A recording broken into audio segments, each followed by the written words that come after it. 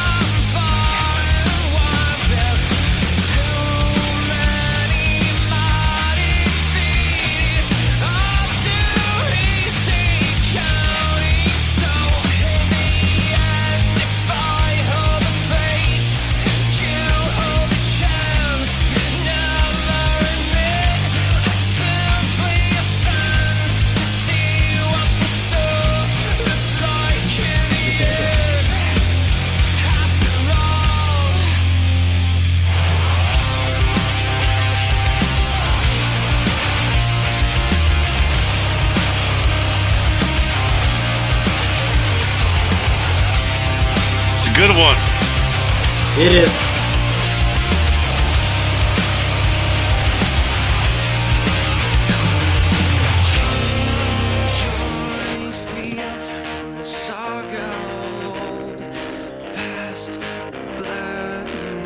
Maybe I'll tease myself. Wake up from this maze of lies built on. You're just a clone of me. Have you no way to set her fire? You're just a clone of me. The devil's in the ways we live.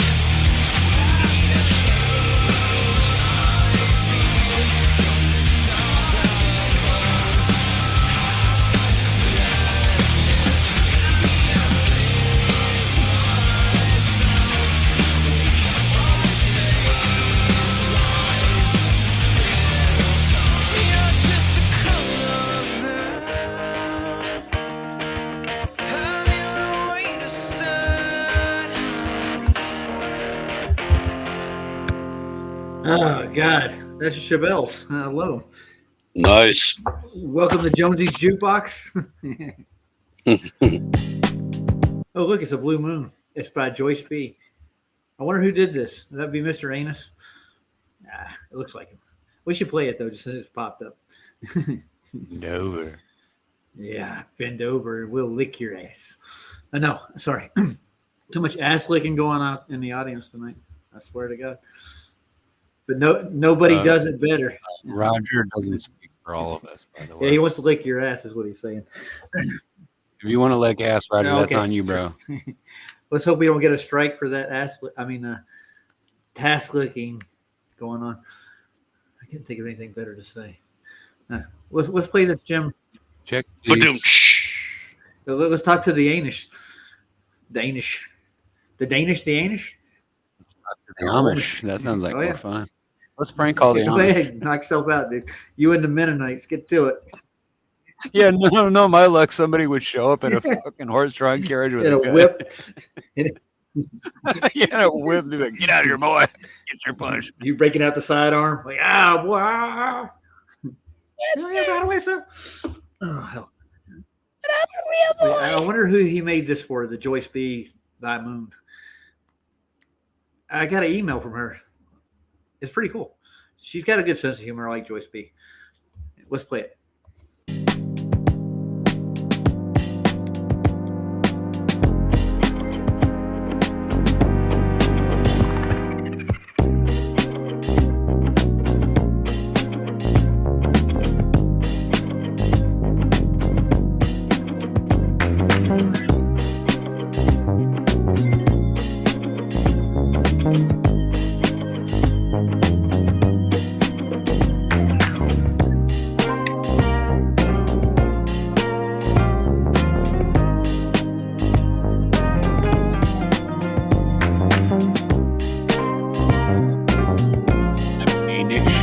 English.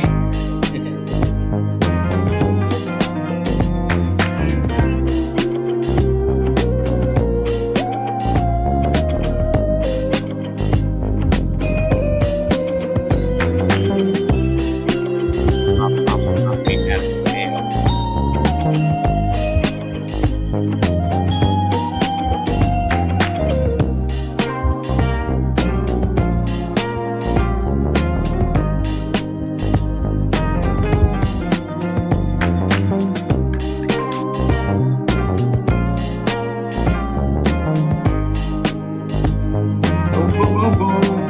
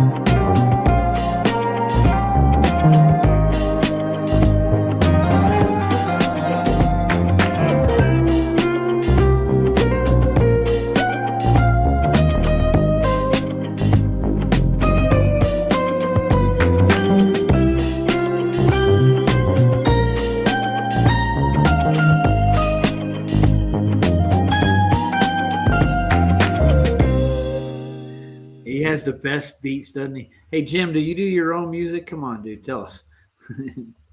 That's what I want to know. Ba-doom, ba-doom, doom, ba-doom, doom. Mr. Anus is awesome, though. Now, I wanted to do a special little treat for everybody tonight. I haven't seen anybody else do it, so I'm going to do it. You ready? I'm going to premiere something.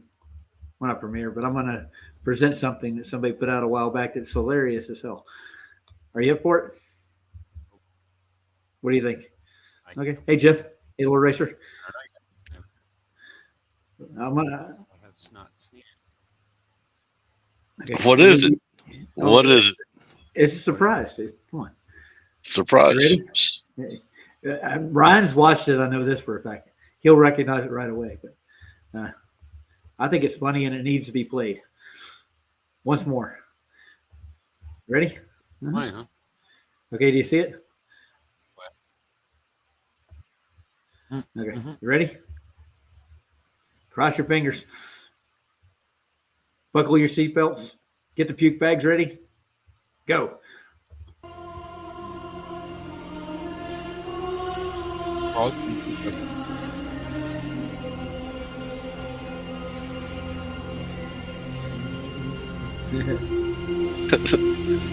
Arwen? It began. Well, it began as you might expect.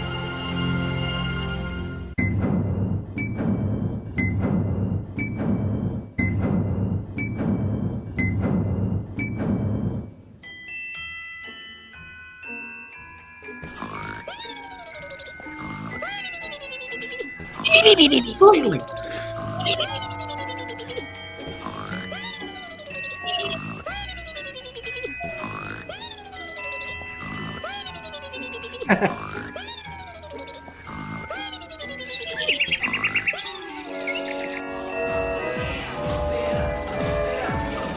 To say my name, Owen. Ah, God fucking hell.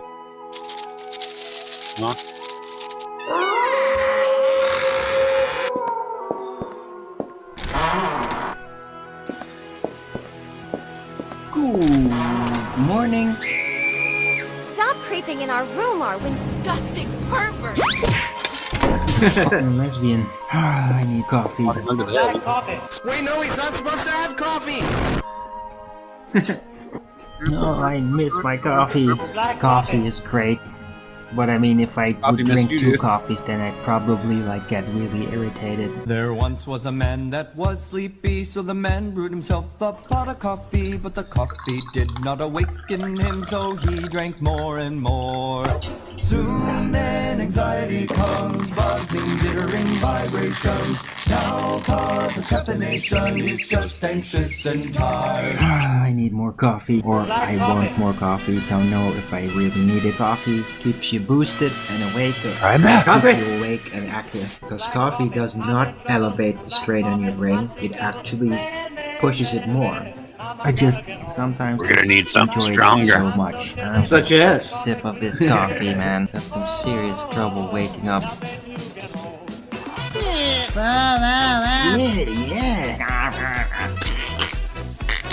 You're like,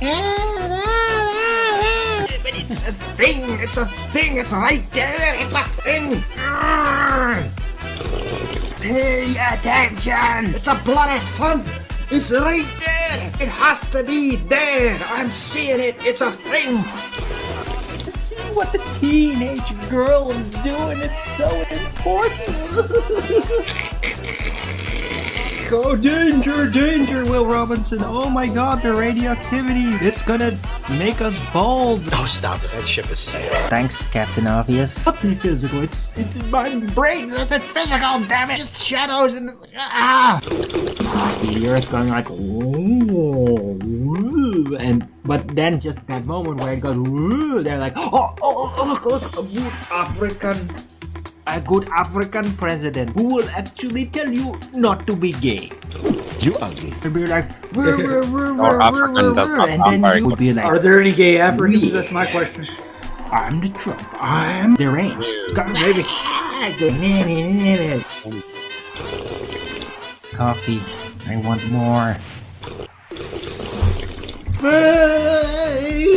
Oh, it's fake, and then be like, ha ha ha ha. Captain Seamoss, I'll definitely tell you, you don't have to be afraid of the cabbage people. In ways, we are all cabbage people. Wow. Cabbage pride! I wish I could have like a second coffee without it having like serious impact. Or they're cabbage babies, and it was like this freak. Okay, what the fuck is a cabbage maiden? What are cabbage people, and why is he talking about them? I have no fucking idea, dude. Cabbage Patch Babies, Cabbage Patch Dolls. The mind of Arwen. No, I don't want to know. You're talking about the The mind Cabbage of Patch Arwen. Kid? Is Nobody- it Cabbage Patch Kids? I think so. Yeah. Yes. I don't know what the fuck. Cabbage Kid. There was a Captain C. Moss, and all of a sudden it was Cabbage Patch. Everything. And he turned green. I think Arwen's in his own Yeah. world. Well, if you sit around all day long and talk to nobody on a computer and drink coffee all day long, yeah, that will happen. I can do that. No. Oh god. Might be fun. Experiment that might have also been responsible for the creation of the panda. No. Shut your bitch ass up! If you tell them that story about the superposition or being at two places at the same time. Yeah, maybe I could drink decaf. Well, it probably wouldn't help at all. So who is this guy I again? really like the coffee. You don't know who Arwen is? I've heard of him, and I never watched him. I never, like, what's the point of him again? He's like an anti-flat earther? No, he's a flat earther, dude. No, Oh, he's a flat earther? Okay. he's an upwards rising. Oh, He's okay. worse. All right. He's worse than that, dude. He thinks the earth is shaped like a hot dog. He's worse. Wait, what? He's worse than that? Go ahead. Arwen's your perverted uncle that used to try to get you high in the house. Yeah. That's who Arwen is. He's perverted Everybody too. knows that, like your neighbor's uncle or whatever, your best friend's uncle or what, that creepy guy that was Yeah. always like winking at you and saying, "Hey, you want to go out for a ride in a boat or something weird like that?" You know what I mean? Right on the boat. That's who Arwen is. He wants to take you behind the woodshed. Yeah. And everybody's afraid to get in his car unless He wants else to is with him. take you on a ride on the boat, but there's no lake and there's no water. What do you mean? It's just you and me. It's just a boat. Yeah. That's Arwen. A lot of fighting. Just But Wow. he hosted So who- the Flatoberfest in Amsterdam last year, dude. Oh, I was gonna say he reminds me of somebody from that area. Yeah, Like, you guys know who Voynich is? Voy? Yeah, boy. Yeah, what about him? Yeah, he reminds me of him a little bit. Like Yeah, the way he talks. The way he he's talks. eccentric. Yeah, Boy's an Yeah. eccentric. Yeah. So this is the creepy uncle that you didn't want to go on a boat ride with. I'm just saying that's I know. I mean, he does kind of he remind you. seems harmless, but you know not to trust him. That's what I mean. Dude, he tells people to kill themselves, and he'll come over and kill you with his rusty machete. With- and all with That's the not. rusty That's machete. not. That's not harmless. That's harmful, isn't it? Though. Yeah. I was kidding. It was a joke. Oh, okay. Okay, cool. I thought you meant he was like harmless. I'm like, maybe not. I don't know. And then he might snap one day. We don't know. We're waiting for it. But Jamie C. Level likes to make videos. We're not waiting for it. We're betting on it. What day is that going to be? You never know. We got a Read about it in Deadpool the news. when Arwen loses his mind. Yeah. Because I'm sure there's one out on me too. You never know. Well, Duper Poons will be there when he does. So You're saying he hasn't lost his mind yet? Looks like he has. Oh he no, probably has. I don't think he ever had one. That's probably why. Oh, there you go. I think you have to have had a mind. I don't know. We all can process information, and but some of us, when the right stuff goes in there and the wrong stuff comes out, we know something's wrong and we fix it. Yeah, there's a Arwen's filter got there. it. Yeah. Yeah, the wrong stuff goes in and the wrong stuff comes out, and he doesn't seem to care either way.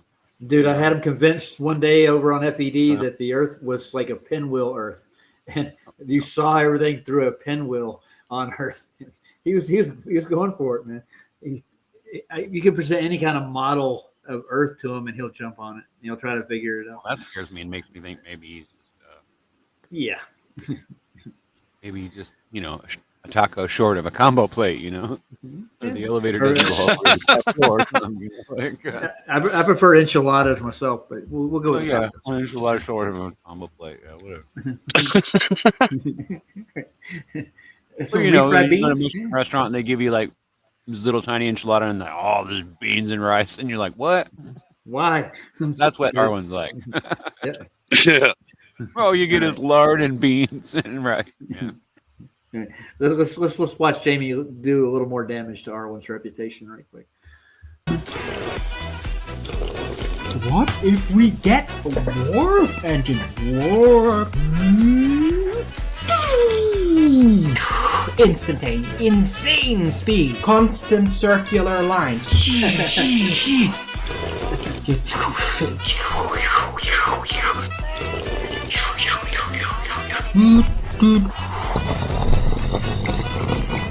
Warp point walk.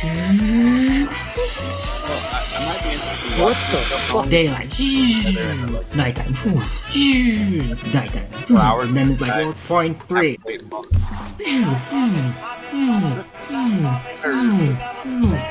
Warp point 6.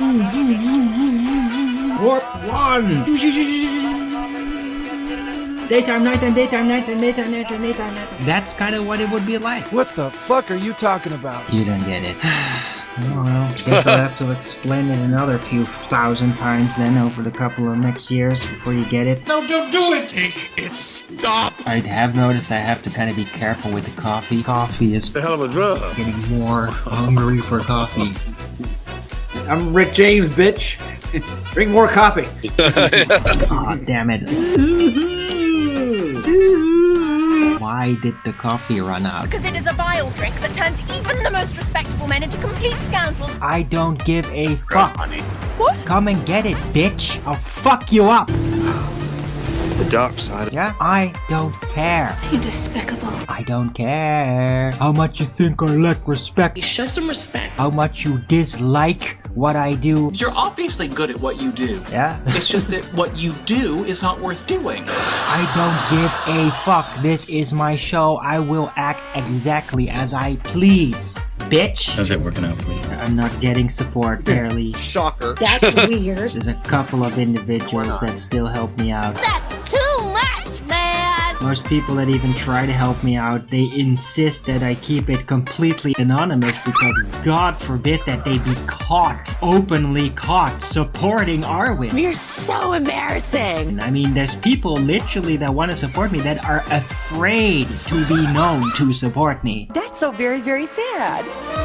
okay? That's how fucked up this scene has become by now. Like, I don't know why I'm still doing this. Yeah, same here, bro. I don't know. Nobody's supporting me. Oh, boo! Some of these people need a little cry.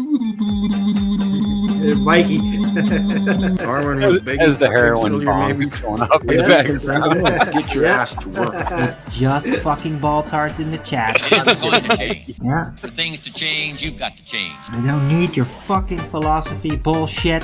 Please spare me your What is input it- and your what is that, a heater in the suggestions. background? Oh, you need to change Why would you- everything. I don't know what that It'll is. be better. Then there's a Yes. heater? bow and arrow. Sense. And as Where you does he change, live? things On the will wall? start Yeah. to change for you. It's a crossbow. Yeah, I don't need a fucking manager. You need slapping down. I need Looks like people one of to those show cheesy up in my fake chat clothes. like It they doesn't look like used a to. real A one. lot. Those Tons clothes of you flat get earthers used to Mark. show up in my chat. Now they don't. I wonder why. Probably because I refuse to Grow up. because I refuse to Shower. because I refuse to Do something constructive. because I refuse to embrace Taking accountability and responsibility for yourself, for your actions. because I refuse to Just to quote Jamie Sea Level, get a job, Arwen. embrace their bullshit This is pretty ether funny. or whatever. Sure, Oh, yeah. buddy. Yeah, you're probably right. Everyone has some sort of inner healing, at least to some extent, that Everybody needs has to some happen. sort of And you can talent. tell the difference between the people who take ownership over their healing and those who don't. I need a healing. Where's Hey, Mikey. everybody? Somebody hurt my healings. Mikey thinks it's funny. Mikey's Mikey in likes the it. audience. Have you Yeah, considered Mikey Mikey likes does it. like it. pounding anyone Yeah, that asks Mikey a likes it. question, sir? That's asinine, Duberpoons. He does have a point. Hey, Teppy. None of your fucking business. Just saying. None of your fucking business. You got it? Don't Whoa. get your knickers in a twist. Bring it up again, I'll fucking ban you, Gosh, no. and then you won't be showing up with any account How will I ever recover? for at least Yeah. half a year. Wow, That's this, not this the guy's punishment hilarious. you think it is. Yeah, he, Stop being such a fucking weenie. You should be careful talking to people like that. Oh my, oh, gotta be careful. Yeah, so what the fuck, said Teppy? What, you think I'm actually afraid? Big tough Arwen. Big tough Arwen, yeah. I don't have to be big. You're a puny manlet. Yeah, I'm quick. And I'm sharp, literally and figuratively. He is not the sharpest tool in the shed. Yeah, don't mess with me. Don't try to intimidate me. It doesn't work. I've seen shit that'll turn you white. I've seen shit that'll turn you white. I'd like to see you talk like that in person. I like to see me talk like that in person. Yeah, well, this is the internet. In person, I just walk away. Maybe laugh at you. If you want, if you're planning to not let it go, might mean that I'd have to suddenly punch the fuck out of your face and knock you out. Mikey wants the video. he does. Mikey wants it. He wants it. I got it.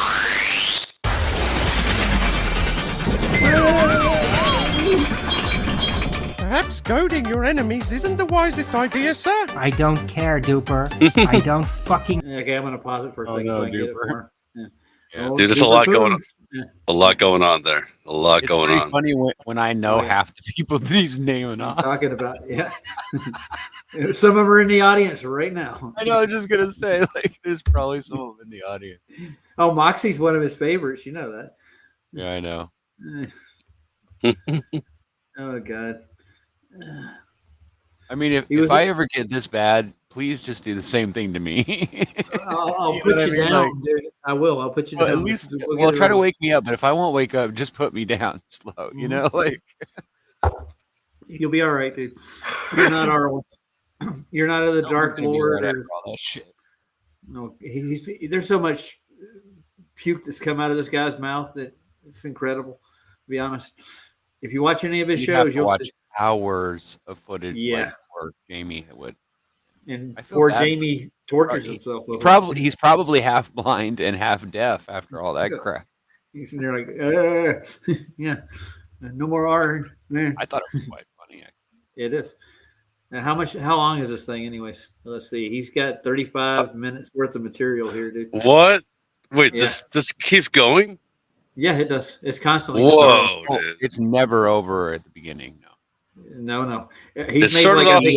he does us justice with at least 30, 40 minutes of it. Yeah, Wow. Yeah, he's done It's he's done like 14 videos on Arwen alone. Dude. and it Who is builds- this now? it Who is builds. making this?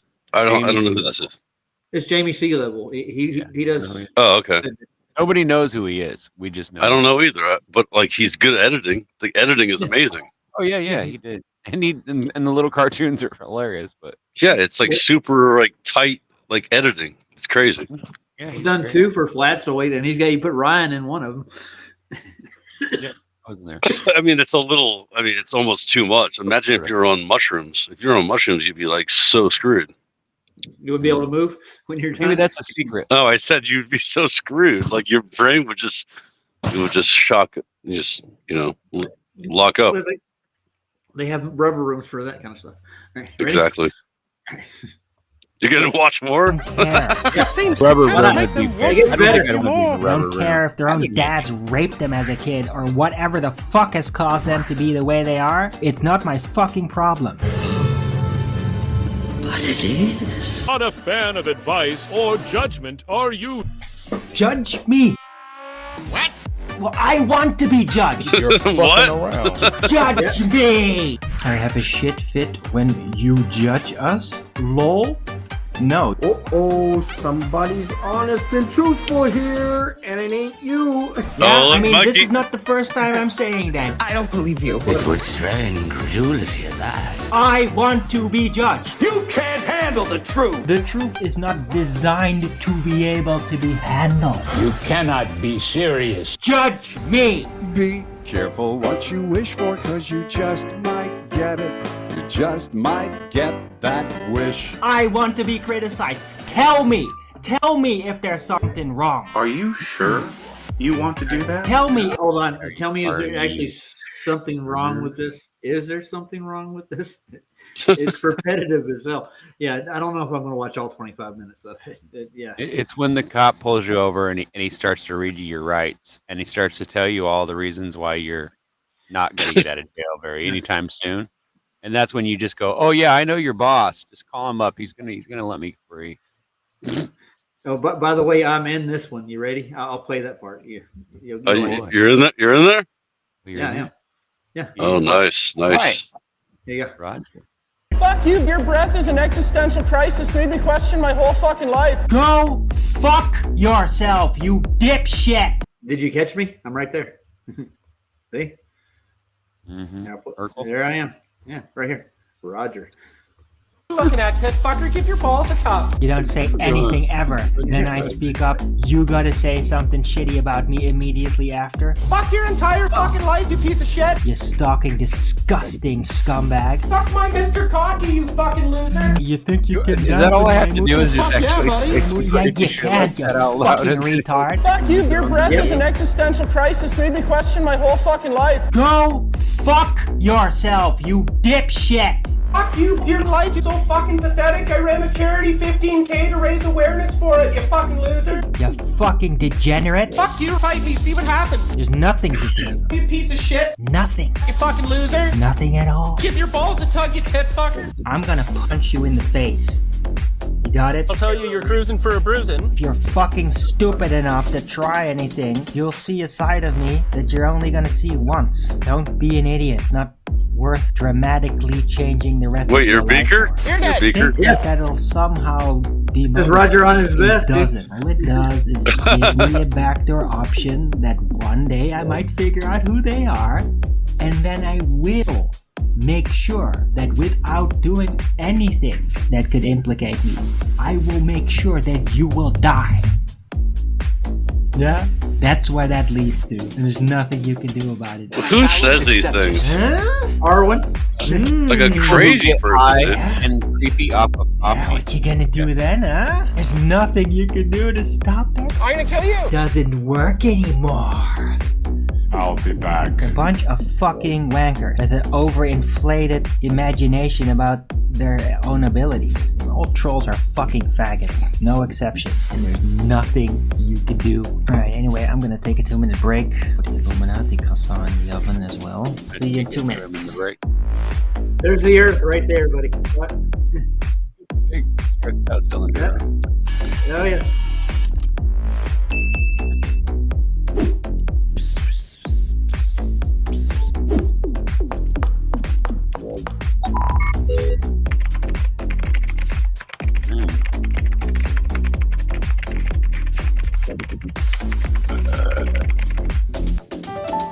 I even told him love Roger. Love Roger. Love Roger. Oh, Roger, you naughty boy, you. I know, shame on me. I don't know what I did. 5 minutes later. I think I know what he's talking about. There's Moxie right there.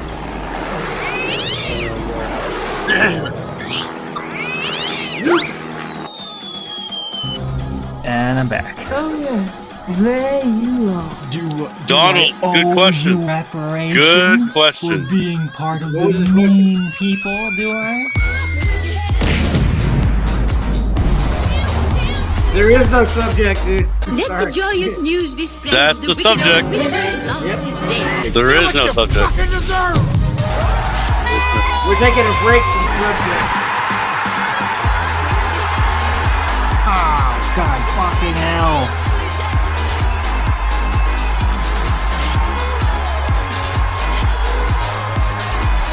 Yeah, this is not good. It's done. Fucking brilliant. It's over now.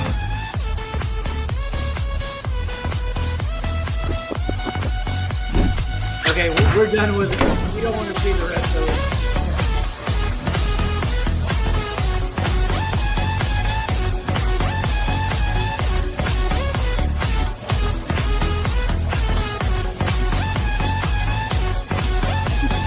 Oh, there's Jamie.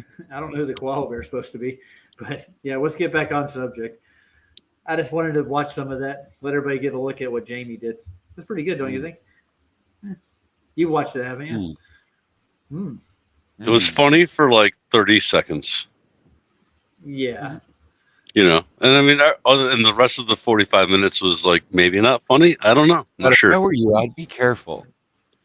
This guy makes videos about his enemies.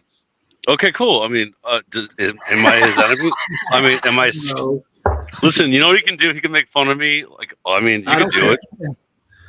I think It would be just like, you know, kind of funny actually. I've tried. I've even made comments about it, but he won't put me in there. I guess I'm not ugly enough or not funny enough to get. Well, he didn't put my picture in. He used Beaker's head, put Roger on it. There you go. Do you guys even know if it's a real person? Is it AI or is it a real person? I've talked to him. He has his channel. I've talked to him on there. He has another partner. She does stuff like this. Oh, we've spoken to him, but all we know is a fucking robot. We don't know. Yeah. Well, I don't think he's quite a robot. You realize though that that's pretty much like exalting, you know, Arwen and making Arwen look funny. You know, I mean, even though he's like evil and sad. Okay. Even a grown woman doesn't think a pervert is funny. A pervert? I'm sorry. They don't. They don't think they're funny. Maybe guys do, because guys are stupid. Ignorant. Oh, you mean women are funny? You think? No, I women mean, are like, not. Women are not funny No, I ever, mean- pretty much. No, what I mean is women take things like that very seriously, right? You get what Things I'm like saying? what? Things like what? Like, I'm confused. Like women know like things, you know? They get a weird vibe, they stay Oh away. no, they know more than you think. Yeah. Unless they're into that. I'm just saying majority of thinking honest women would just run the other direction, right? I would. Yes, definitely. But anyway, I so would, what I was gonna. if there was a what I was female gonna version of say. him, I'd run, bro. Like no way. So what I was gonna say was I kind of like this new thing where that weirdo guy, what's his name, Jeranism. I like how he's not a flat earther anymore. I really like it a lot. Like I feel more Better. comfortable now. I feel better. Yeah. Yeah. You know what I'm saying? We all do. We all do, dude. We've been trying to get him out of the flat Earth for a long time, and Well, he yeah, didn't he's been fence walking for a long time, but like it's like now it's like just wash your hands and just be like, okay, well now we're good. I like it. It's fun. And the next one to go is Mr. Whitson. All right, we'll see. We'll see. Yeah, No. it's all. I'm fun not and sold. games I'm not. until you're next, right? I'm not sold on that yet because I honestly, I truly don't think that. And maybe I'm wrong, dude. And I'm not wrong very often, but like, I really do think that. I think that Witsit is not. Are you guys gonna prove it to me? Prove it to me. I'm gonna show you. Ready? Hold your breath, man. Yeah. I'm gonna hold my breath. I'm gonna hold my breath for a little while. Okay, this is what they're putting out there with Jaron and Whitson in the mainstream. No, I don't care. I don't care about Jaron because Jaron's an idiot. It's Oh both yeah, of them. Moxie. Jaron literally is like, I don't think it's flat anymore. And I'm like, you freaking retard. Like, we're all on a huge ball, a monstrous globe, unfathomable. Yeah, it's so big. It's so big. It's so big it looks flat. You know. Yeah, so that whole Home Depot thing though was really retarded. And people think that's like possible, like where you can just level things and then everything's level, but it's still a globe. That's not how level works, dude. No. Anyway. Yeah. Everything goes to a level. That's how it works. You have to have a reference for a level. Seriously? You didn't know Jaron flipped? Are you kidding me? Yeah, he flipped. He officially flipped yesterday. That's I gotta think. be a joke. Well, officially, yeah, but he's been shady for 10 years, dude. He's been a shady character for 10 years. Well, 10 years. Yeah, I've been saying. Well, I mean, I get it. He's got a lot of good videos out there, but I haven't watched mostly his about content NASA. here. Though. All right, gentlemen, here you go, Scott. Take a look at this. Is flat.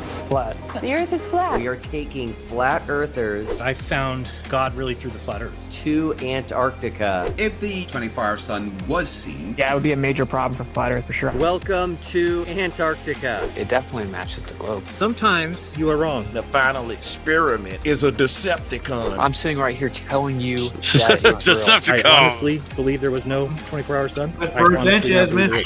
Will Duffy, welcome back from Antarctica. You spent I know a lot of Bro money to go Sanchez. there to show that the Earth is not flat. Oh, this douchebag. Did you succeed? We definitely succeeded, but I never saw this. What's his name? Danny Faulkner.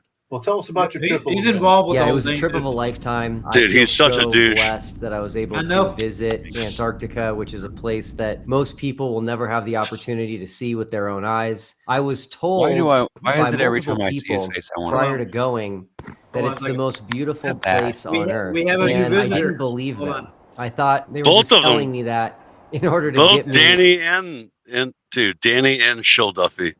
Danny and Shill Duffy look like people that you just want to punch in the face, don't they? They do. Like, He even has the perfect nose for it. He has that wide, flat nose, so when you bust it, it won't show very well. So you could bust his nose and probably wouldn't nobody notice it. Nobody would notice, but he'd just be brain damaged. You know what I'm talking about, though. Even more. Dude, I had this kid in the neighborhood that we always fought, bro. We fought all the time. He was a little punk, and he wanted to prove he's better than me.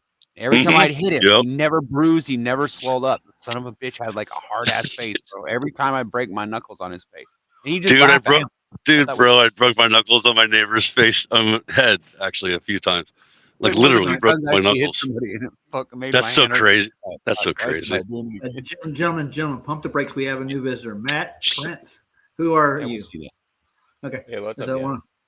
Not much. You don't know who it is? I have no idea who Matt Prince is. Why'd you let him in? Oh, I've been on there with you before, Roger. Oh, I remember you now. I know who you are. Yeah. So you're on, like on Top channel. Okay, I know who Matt Prince is. Yeah. Okay. Hi. How are you doing tonight, Matt? I'm doing well. Just woke up. And there was nothing better on, right? Well, I just woke up, and I got to go to work in like a couple hours, so Nice. figured I'd hop on and hang out, guys. Why not? We're just reviewing the end of Flat Earth. We're doing what we do best. Yeah. Flat Earth is dead. Fucking it up. Yeah, I know. Yep. I don't think it's dead. I'm still trying to figure out why it's dead. That's what I'm trying to figure out. Because they saw a midnight sun. Yeah. And So what are we seeing here? Is this some kind of like ice melting? Yeah. Are they cutting ice out of the ground there? Is that what they do? They just slice the ice like they do in that movie Frozen, and they sell it all over the world. I think we're high enough. Those are roads, dude. That's a road, really? Yeah. Yeah. It's like you're way up. You're above the mountains. Look, see the mountain. But when everywhere you look, it's just flat snow. Wouldn't you just go wherever you want to? I mean, yeah. I guess the road would be nice, but I mean, if everything's ice, then what's the point, right? You just go where you want to go. Just don't fall into a crevasse. Matt, what are you saying, Matt? Oh, I was actually what he just said. The crevices. Yeah, probably are. But yeah, there's the Midnight Sun. They didn't film a full one, and the sun was daylight was only 19 hours a day. They supposedly filmed it. So, yeah, go to Platz's You even tomorrow. knew that. Platzoy's going to show you some couple of things about what they did. That this is not legitimate. None of this crap. So, just my opinion. That's for educational purposes or whatnot. Me excited and get me to go to Antarctica. But now that won't I've show been you there, I can proof. safely say That was the camp right there. That what you saw. You're above the camp. Those lines. Those are the runways and stuff, and the what roads happened. between. What happened to all the tents? Well, we were asked that question, and Blatz is going to tell you where they went tomorrow. I thought we already went over that though. I thought we No, went. but he's got more juicy dirt. I don't know. At this point, do we need to see any more evidence? How many videos? have We're we going to rolled? make it without a shadow of a doubt. No, I don't think so. I think if we haven't, if the fact that they won't show us evidence that they actually flew on the flight, that by itself tells me that I'm not wasting my time with that. I hear you. Well, the You know what point I mean? is, It's like just you for know, the super skeptics out there, the people that are right looking here, at all the footage and right everything, here. and All you have we to do came is up just with be like, here it is. There it is. There's the evidence. Now we're done. Now there's no more yeah. arguing. Now we know I went. Now we can talk about whether I lied about it or not. What I saw. Now, Well, that's they're not going to. different They argument. can't admit it, dude. They won't admit it. I promise you. It won't be a public announcement. Well, By any that's means. because everybody knows once you admit you lied about anything, then everything you say after that is meaningless. Even though we all know that's not necessarily true.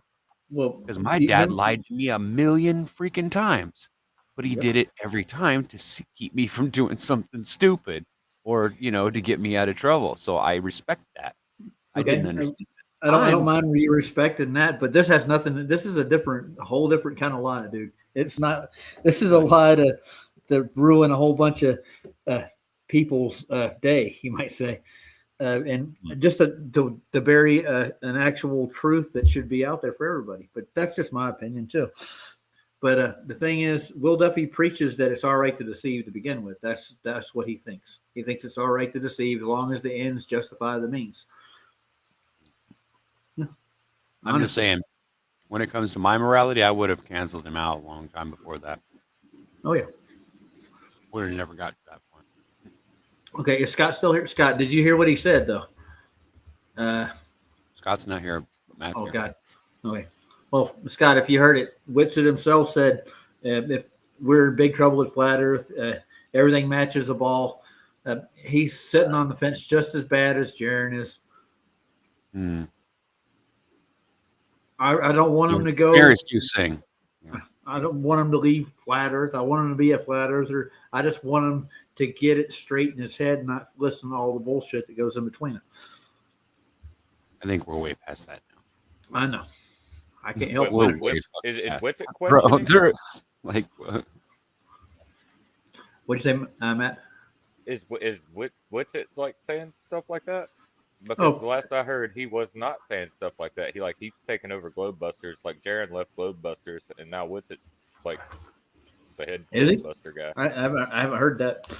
I've heard him say. My question is, That's who's what watching? happened last Sunday. This past Sunday. Nice. Well, good. I hope he stays flat, dude. But I've heard him actually have conversations like on phone saying everything and the kinematic principles match a globe. He's pushing ether real hard.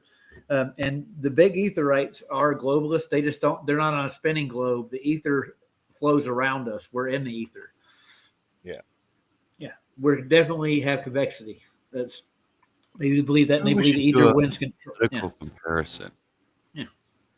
Then Like, what? let's compare a politician with Duffy and people. Let's find people in our government or, in there that match up to the kind of lying that we have going on here. And then let's see if people, since we don't believe any of the politicians, and why would we be believing flat earthers or anybody else? I mean, you know what I mean? Well, It's I'm just actually flat with you flat on earther that. is just Yeah, a title. don't It's put just a name authority. for somebody who doesn't believe the Earth's a ball, right? Or whatever. Yeah. We shouldn't be putting authority in anybody. No, you, Yeah, I you mean- make your own judgment calls. That's what I do. I don't take I anybody's think word for it. this is only blown up into what it is because we all believe in it. We won't let it go. We can't I stop don't. talking about it. It's not a belief for me. I know what I know so far, and Right. I know what causes things, and I leave it at that. That's the truth, and we don't need to keep talking about it, do we? Yeah. We already know it's a Well, lie. I'm not. They're pushing a lie to make Kinda everybody that knows Kinda what we like know the crazy. year dude. you learned Santa Claus wasn't real. You didn't go and sit by the tree the next year and wait to see when the presents came. You didn't I'm look not. for Santa Claus presents anymore, did you? No.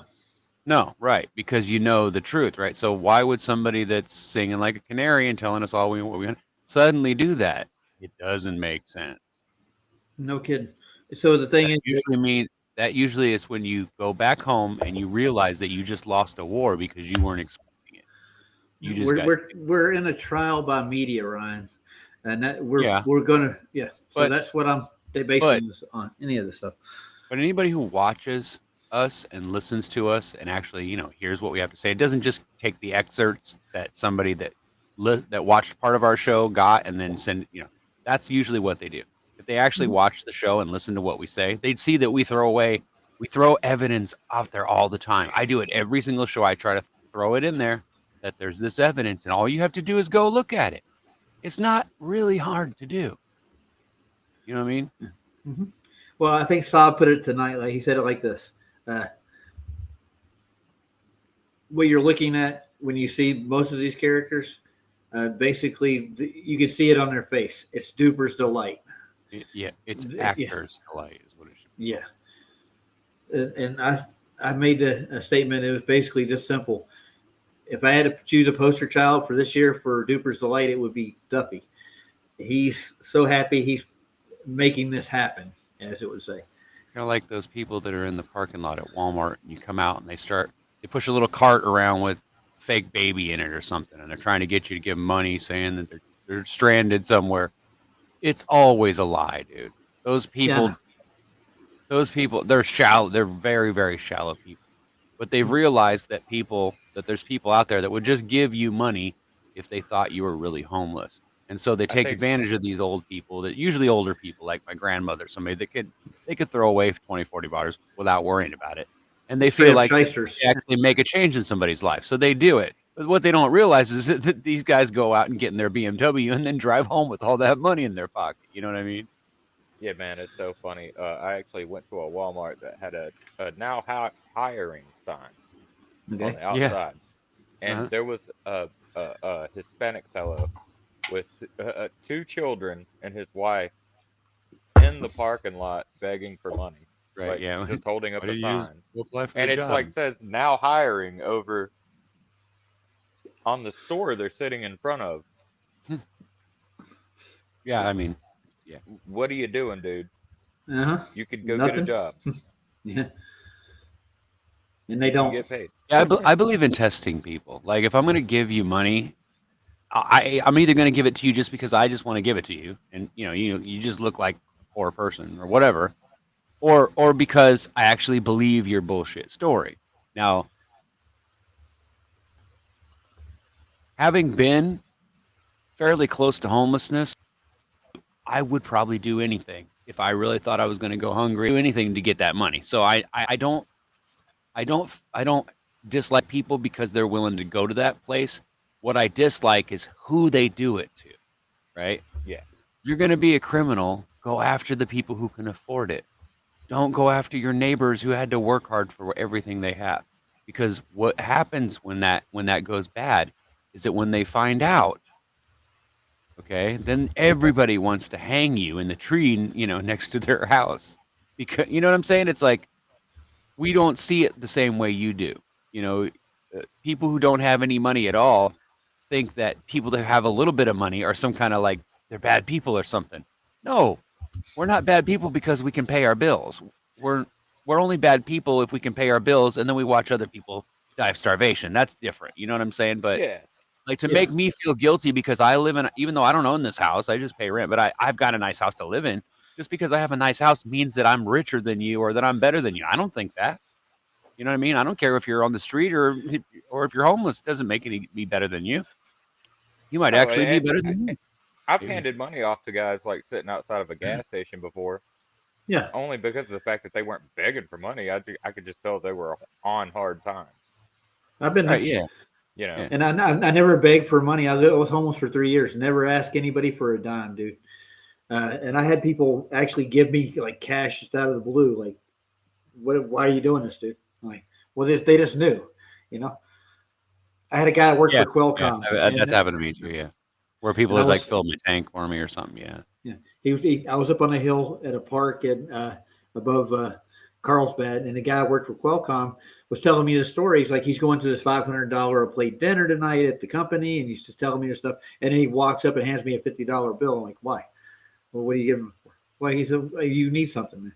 I'm like, you don't have to do this, you know. But I think he felt bad because he was telling me the story about he's going to go eat a $500 plate dinner tonight. Yeah, ding. Yeah. Yep. These kind of people, they would stab you in the back fast. All three of them. Although they're pious as hell right now, and they're so happy that they're doing good for the world by getting rid of an idea or even things that people know, burying under a lie of whatever, just to suit the narrative. It's dumb, dude. It's a waste of time, and I wish they would go away. But they're right there in everybody's face right now. But if you watch the mainstream medias and stuff, you don't see these people. Nobody knows who they are. They're like YouTube stars alone, and they're not anywhere else except. Dude, nobody outside of flat earthers and these guys know what the final experiment even is. Walk up to anybody on the street and ask them, hey, do you know about the final experiment? None of the normies they will know tell what you it no, is. they have no idea what it is. It was the same with the behind the curve thing. They didn't know about that till after it happened, and they put it on Netflix. I didn't even know that. Yeah, way after. Yeah. And you know what? If I was going to do an experiment like that, I wouldn't tell anybody I was going to fucking do it anyway. I'd just go do it and film it, and then I'd release it and then tell everybody. If you tell everybody ahead of time, all they're going to do is just rev up to try to fucking stop you or do something. I mean, why give them the opportunity? You know? Man. Well, yeah, it's like, and if you're really just wanting to do it for truth, then you're not going to ramp it up, and you're not going to make it into some big fiasco. It's from the beginning it was retarded. It's like, let's spin a wheel, let's redo. I mean, we all knew they were gonna pick the cute girl in the bottom right. Give me a break, dude.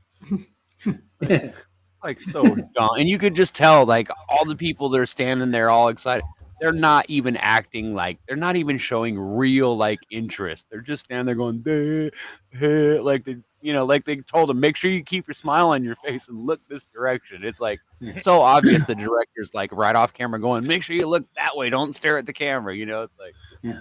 Man, so we got the gist. That's hired extras to do the job of an actual actor, right? Like, now you guys got the gist that's just the hit piece they're doing.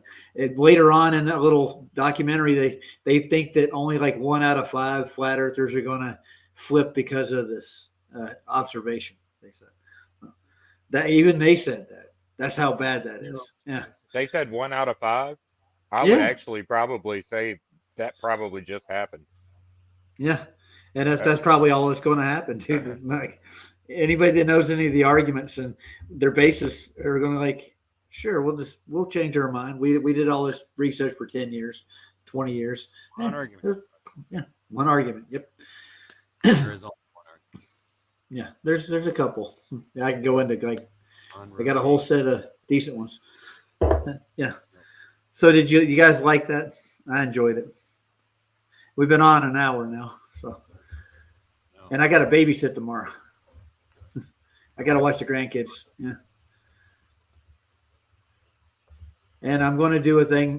This is a whole series on the equinoxes and the solstices. And I'm going to go through the star rotations of the process, where they're at, what they're doing. Just walk you through the whole 9 yards. Oh boy. I know. It's a party in the front, party in the back. Yeah. Party I've been to 500 times. Yeah, why not?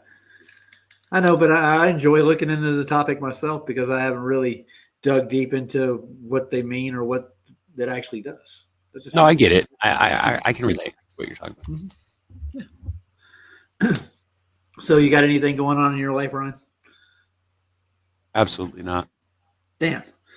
Nope. No hot topics, no juicy gossip, no backstabbing or anything going on. Good. Everybody knows, I guess. What is there to say? Nothing. There's nothing. That's what everybody wants to hear. I'm just making a joke, dude. That's all. I know. Hey, Alan. Hey, how you doing? I don't know what to say. I really don't. I don't know what to say because I've thought about this for 2.5, 3 days now. I'm like, I could just say I was just having a bad day and just pretend like it never happened and go apologize to somebody that I shouldn't. And I could do all that, right? And that would probably make me look better. And then I started thinking about it. You know what? Other people that see this happening and they see me giving into it after all the big deal I made about that issue, right? And why I don't like that issue and why that I have a problem with that. And so I feel like now it's more of a moral decision now, because you know I don't like calling myself a truther or a Christian. I don't like being called a flat earther either. I don't like titles because titles require you to either do something or be something or act a certain way, and then you're going to be expected to keep up with that. And we're human beings, okay? Like, or whatever you want to call us. We're creations, okay? God made us. We're all individual. We're all different. We're all going to find the truth on our own, okay? And if we don't, it's because of our own ignorance. We have nobody else to be mad at or angry with or anything. God reveals himself to each of us. And so when it comes to that, I don't really have much to say. I'm not going to sit here and try to throw it in your face that you need to believe in God so you don't go to hell. I'm not going to give you all that kind of stuff. I don't need to.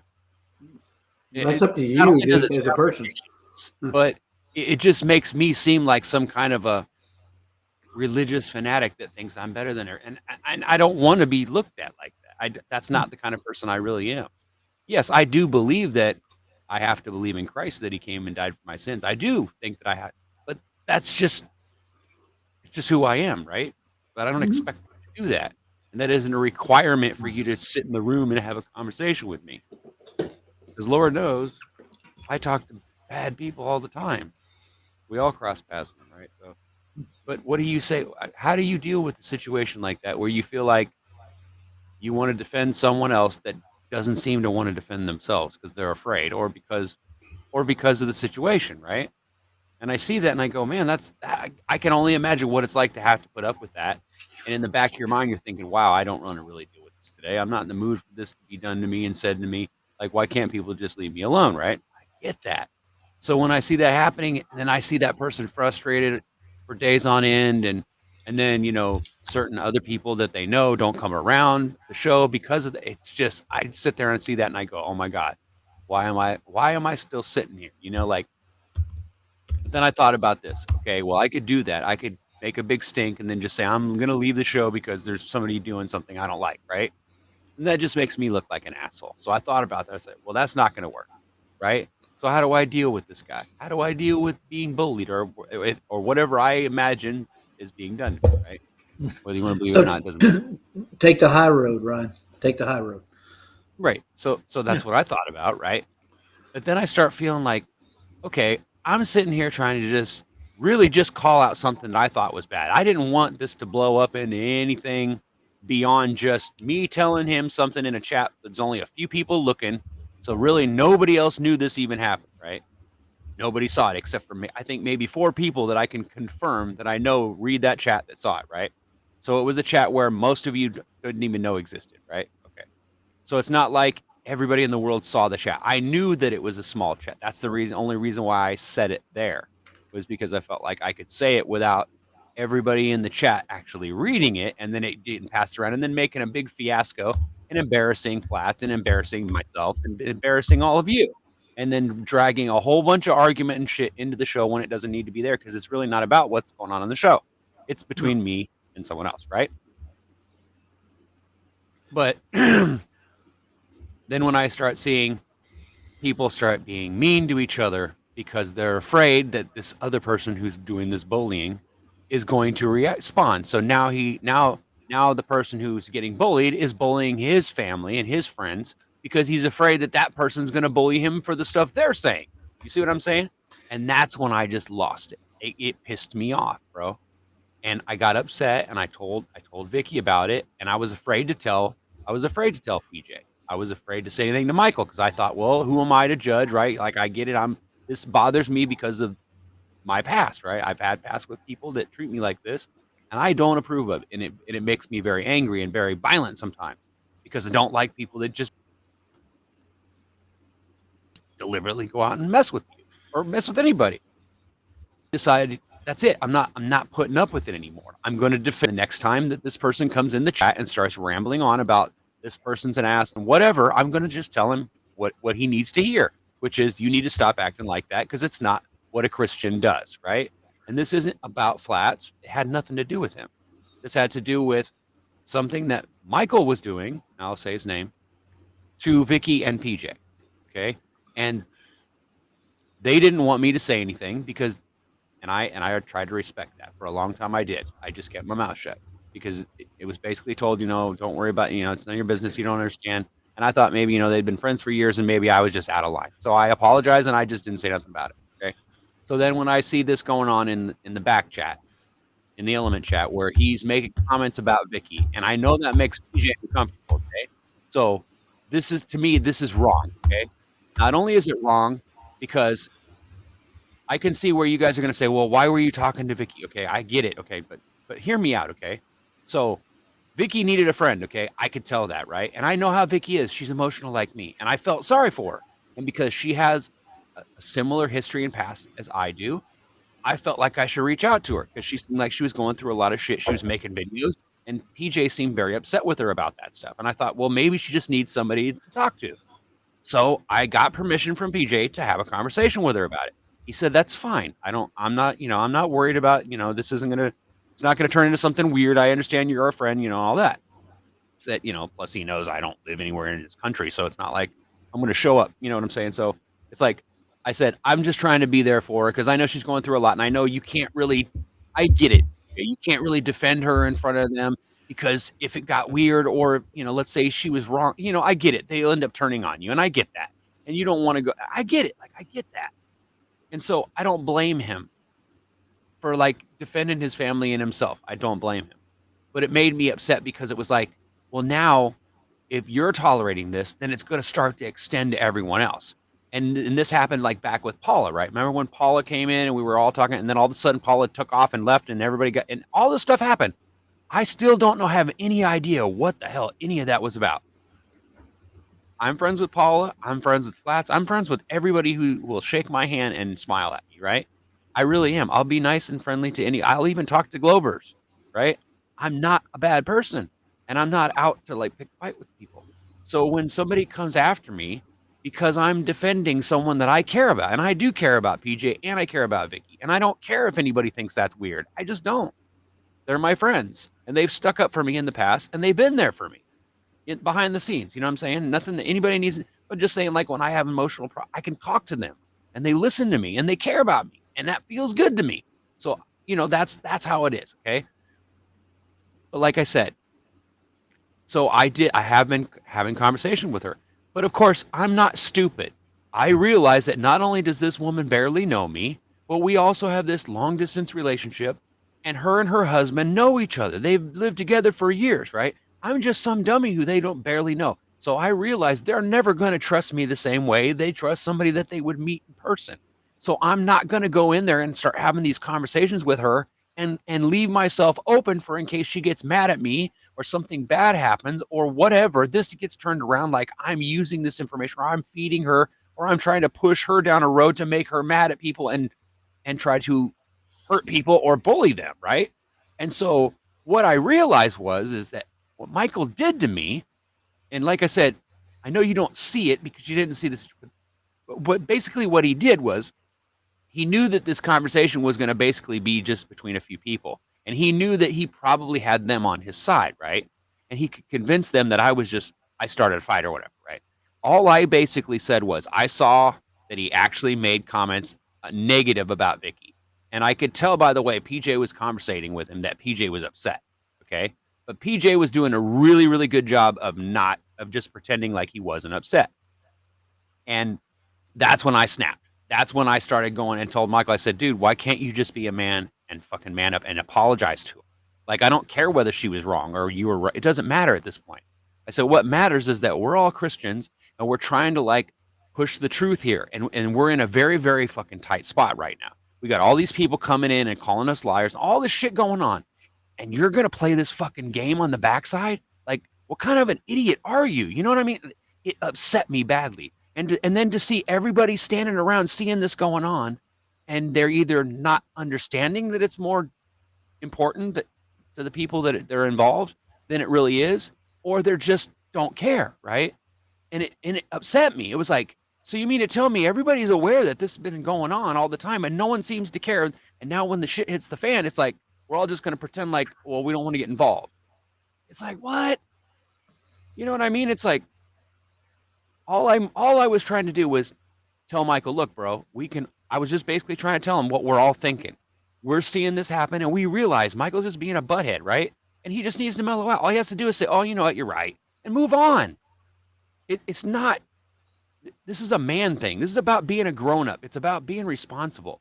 When you say so, it doesn't matter whether you were right or wrong. It doesn't matter whether you instigated the argument or not. The point is, you won't let it go. And you keep bringing it up, and you're insulting a man's wife, okay, on the show, and damn near live right in front of everybody, right? And then you're making him feel guilty for not yelling at her in front of everyone in the show too. And then when she finally does leave, then he makes little snide comments. That's fucking wrong, and that's not nice, and it's not Christian-like. And for me to say, okay, I don't care about that. I'm just going to go back in there and let Michael be that way and just go and tolerate it because I want to be around Flatzoid. No, I'm not going to do that, guys. I'm just not going to do it. I refuse to, because it's not right. That's all this is about. It's not about who did it. It's not about what they did. It's about that kind of fucking shit is not right. It's wrong. It's evil and it's wrong. And God didn't fucking teach us to act like that. So why are we acting like that and then trying to like make it sound like, oh, well, we're justified because we're right? No, that's not what Jesus says. He says love each other. He doesn't say only love each other because you're perfect. No, he doesn't say only love the people that are fucking smart. The only ones that are smart or good or believe in the flat earth. No, he says love one another. And that's really the only freaking law we need to be worried about. But everybody's so worried about everything else that's not important. Like this stupid TFE shit that we all know was bullshit in the beginning. We already knew it was just set up.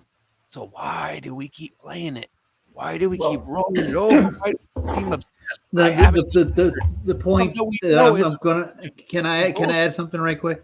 The point is we're showing the morality of the people who are putting on this TFE. They're morally bankrupt, and that these people are going to influence a lot of people in the wrong way. That's the only reason. I realize that too. I realize that we wouldn't be human beings and we wouldn't be Christians if we weren't trying to show people the truth. But at the same time, we also have to realize that there's only so much we can do, and God's not going to condemn us or not let us go to heaven just because we didn't do the one right thing or because we didn't save that one person. It's not necessarily our responsibility. You know what I'm saying? Yeah. I'm glad you got that off your chest. Involvement. You know what I'm saying? Everybody makes their own decisions. We all have free will. We all decide what we want to do and how we want to do it. And if I decide that I want to be a Christian and follow God's rules, but not go out and help people, that's my fucking right. And it ain't nobody else's business whether I do or not. You know what I'm saying? Because it ain't you that's going to judge me. It's God. Yeah. You know what I'm saying? Somebody was screaming, perfect, judge me earlier, wasn't it? Wasn't that Arwen? Judge me. Anyways, yeah. I don't want to be judged because getting judged sucks, man. Because I know I'm wrong sometimes. You know what I'm saying? So I don't want to get judged. But at the same time, when I realize that there's a situation where if I don't lay down if I don't give up and be humble, then I'm going to make a situation where people are going to not like me or they're going to not trust me. Not because I'm right or wrong, but because the way I treat them when I'm right or wrong. That's the difference. You see what I'm saying? Yes. And I can get angry with you. Let's say, you call me funny name or something, or you call me gay. I get mad at you and I yell and scream at you. But then later I come back and I say, bro, I didn't mean to say that. I was upset. That's what a person does. Michael doesn't do that. Okay. So as far as I'm concerned, until Michael comes to his senses and starts acting like a Christian, then I don't want him in my life. I feel like I'd just be putting up with another bully, and I put up with him my whole fucking life. I got my ass kicked by them. Can I'm I not just gonna ask do it. you a question right quick, Ron? Just between us and everybody in the audience, obviously. Sure. Have you reached out to him again recently? No, Have you tried to? I blocked. All right. Well, After, I think you, like I said, you might. after Yeah. it wasn't this comments that he made at the beginning that upset me because I understood where he was coming from and I expected him to retaliate. I expected him to get upset with me for calling him out and making that comment. I knew what I was doing. Don't get me wrong. So not like he doesn't have a right to be mad at me. He does, but I did that for one fucking reason, and it was because I was tired of watching EJ squirm. And I think all of you know what I'm talking about. I think you all do. I think you've all seen it at least one time or another where both PJ and Vicky are in the live stream and Michael comes out of nowhere and then Vicky leaves and then doesn't come back for a couple days and threatens and I get it. Vicky's emotional. That's okay with me, okay? But the problem is that I accept her for who she is. I don't care that she's like that. I've accepted that. So now and then you would think that after 2 or 3 years of being together and hanging out and being on the show, that Michael would have been used to that. But it's like after all these years, it's just like, come on. I don't know. Well, I'm pretty sure that Michael's probably a little remorseful for any of it, maybe. But it's like I don't get the attitude. Yeah, I would hope so, but I don't know. Yeah. Well, he's the a last decent communication I tried dude. to have with him was I did. I told him I was sorry. I said I didn't because the thing that got said last in the chat was right before I left the room and blocked him was he said, "Well, you don't even know what you're talking about." He goes, "Vicky already told Pete you were talking or whatever." He said that he used, but something about chomping or rambling or some kind of word that they use over there. That I was feeding her information to try to make her mad at him or something. I don't remember exactly how he said it, but it was something to that effect. And I said, "What are you talking about?" He goes, "Yeah, we know that you and Vicky have been scheming and all this." And I'm like, and I'm sitting there thinking about everything that I've ever texted her in emails and stuff over the last few days. I'm thinking to myself, I don't remember saying even anything remotely like that. Matter of fact, when I think about exact words, I defended Michael about 10 different times to Vicky because she would call and say, he said this and that. And I'm like, well, maybe, I'm like you did with me, Roger, the other day when I was upset. You were like, well, are you sure he said it to you? You were double checking the info. You're trying to calm me down, trying to slow me down a little bit. And I wasn't having it. Get it? So I knew where she was coming from. But then but the response that he had and the way he just kept going at it, it made me realize it. He doesn't like her. And he makes it really obvious. And he makes it to where, like, if you're not quite not sure about her, or if you don't kind of act that way too, he kind of like acts different towards you. You know what I'm saying? It's just weird to me. It's almost like he has an issue with women. And I didn't believe it at first. I thought Vicky was just making it up. Because I get it. When somebody's upset, they're going to go on and on. I do the same thing. I ramble on. I say all these things that I don't really mean. And then I sit and I think, okay, all right, now that I got that on my system, now let me think about what's really going on. And what did I really do? What did I really say? And how can I fix this? Right? That's usually where a normal person goes. But when the first thing that you say, when somebody confronts you with, why can't you just apologize? And then when you say, well, I did, but she didn't accept. And then I come in and I say, you know what? I'm sorry. I might have misjudged you. I apologize, Michael. I didn't realize that you had apologized to her and that she basically told you to go stick it up your butt. Okay, I didn't know that. But immediately after she saw that conversation that the comment I made in there, she sent me that and told me that right away. She goes, oh, hey, by the way, no, that's not what happened. So she was right on it. So it's not like it was any of that scheming shit that whatever he's talking about. And then he went so far to say he went beyond that. And then he said that she's been telling him and PJ all along everything I said. And I'm sitting there thinking to myself again, I'm rolling it over in my head. I'm like, I haven't even emailed her or even really had a conversation with her in months until just a few weeks ago. Right. Yeah, I got you. You know what I'm saying? And I'm thinking to myself, I really haven't had much conversation. And I'm thinking to myself, well, where does he get this idea? And I'm thinking, I know that Vicky didn't tell him that because I mean, we had too many conversations that go exactly opposing that. So I'm thinking, well, I know Vicky didn't tell him that. And I know PJ wouldn't just make up a story. So I'm sitting there, well, where is he getting it? So of course I said, hey, Vicky, I go, I know he's not. I know he's lying to me, but why is he saying this? And she read and I showed her an actual snapshot of what he said. And she goes, I don't know what he's talking about.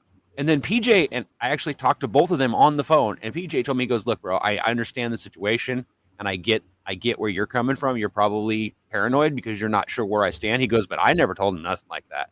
He goes, I didn't even tell him about the conversation we had months before that, right? And I said, oh, you didn't? He goes, no, we never told him nothing. We kept it between me and Vicky. I said, oh, well, that was good but I thought that's what he was talking about, was a conversation that we had months before that. But that wasn't it. He's claiming that even though I know darn gonna well, nothing, I have all that, right? I have all those emails. Okay. And I could literally post them and you could read them all. And it would prove that I didn't say anything like that. Well, it seems like to me that you're caught in I was trying to be there for her because she's my friend, dude. That was really all it was. And I got permission from PJ. So that's really all there is to it. I'm talking about it between all three of you. You're caught in a thing called a schism. You know what a schism is? I know. Everybody's been reminding me. Okay, look, everybody's been reminding me this. But honestly, I don't care. I'm right about this, okay? Yeah. And that's why I'm not going to back down.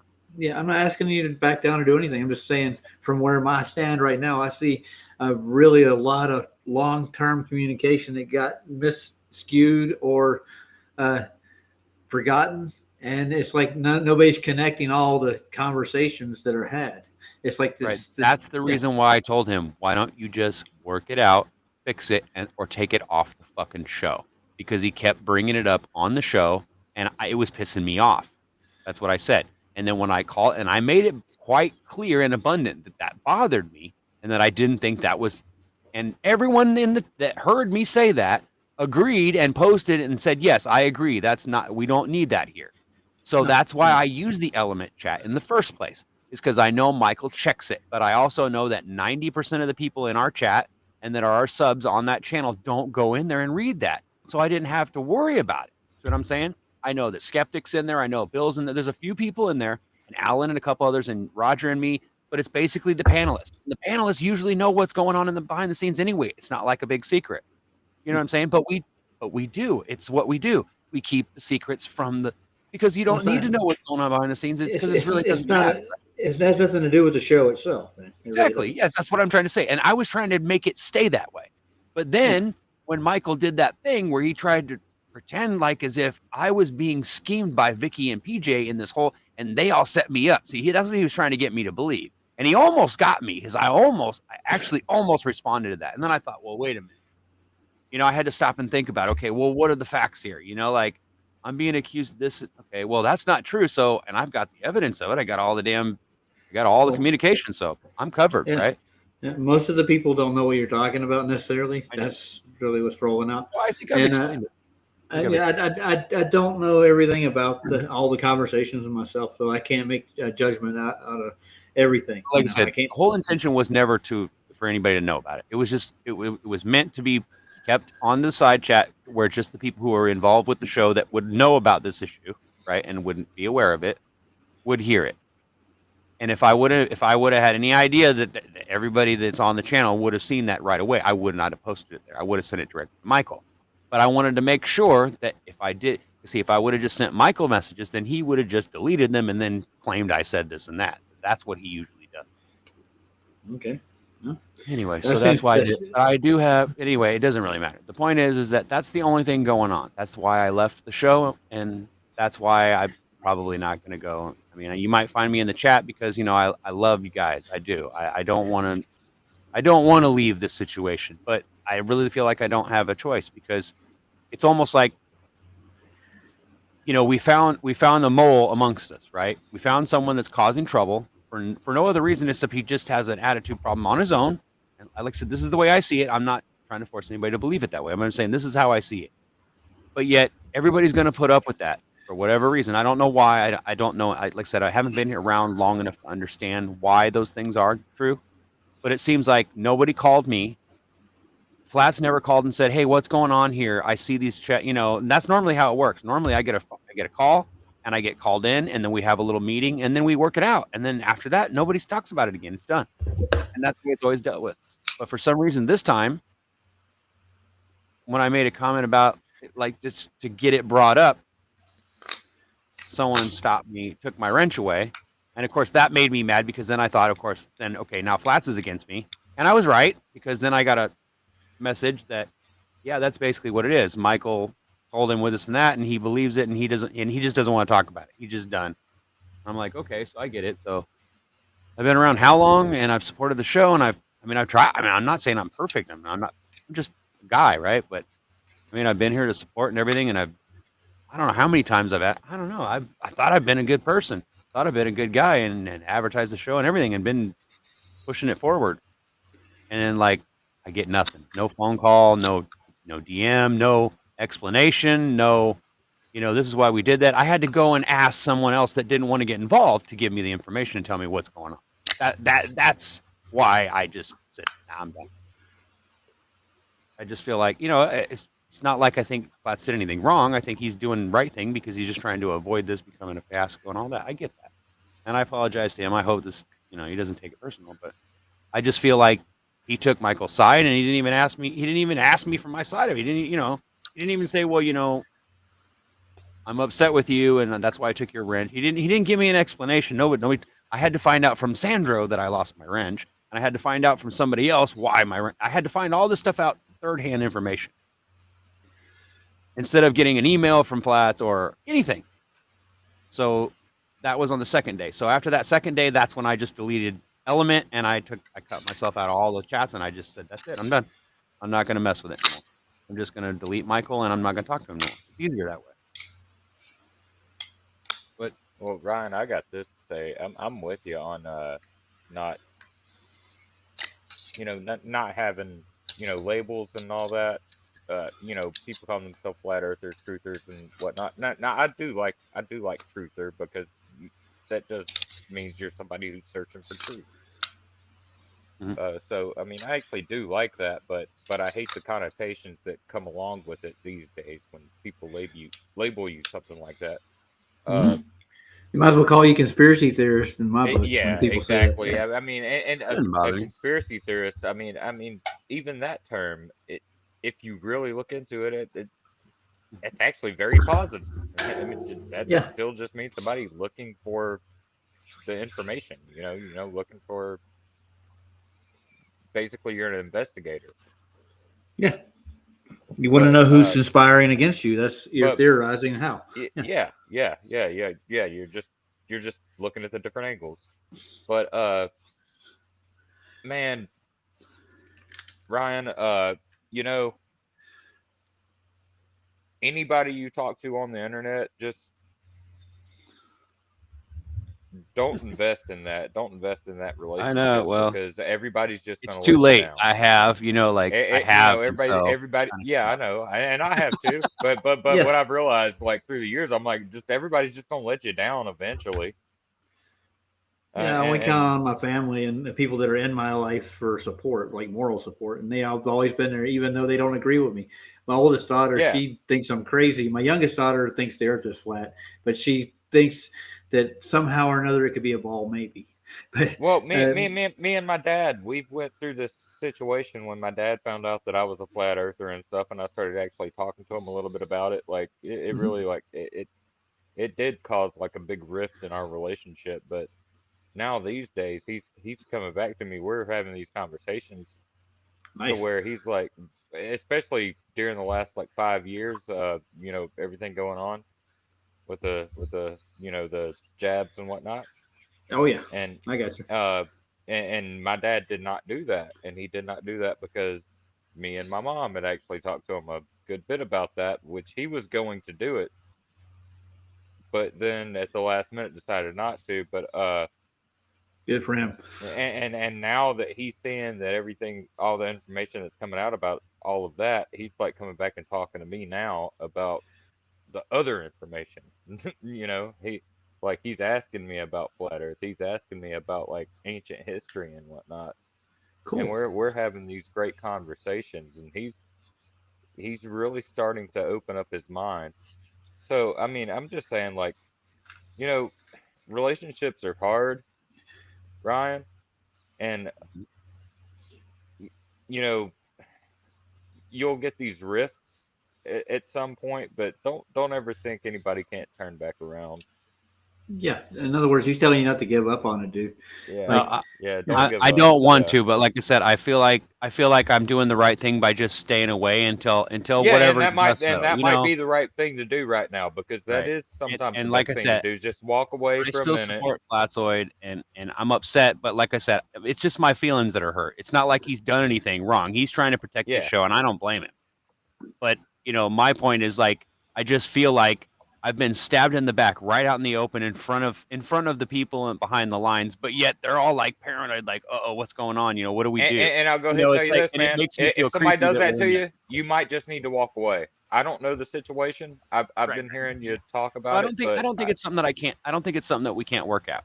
I just think that if you don't I think just feel that, like, then yeah, and take I a mental. probably owe Michael an apology too. Like I said, I went a little bit too far with it, but it's like I got triggered by that. And like I said, I was an abused kid. I got picked on like that. I had people treat me that way my whole life, bro. And I put up with it. And I have all that anger and rage inside of me because of it. And I know what it's like for other people. I know, especially people that can't protect them, that don't have the strength or the will or the mindset to stop people from bullying them. I know what that's like. And I think if other I've people been bullied understood that better, before. they I've would been see bullied why before, I'm frustrated. but when I was bullied, for some reason, something in my mind always told me like, just avoid them because they're probably going through hard times.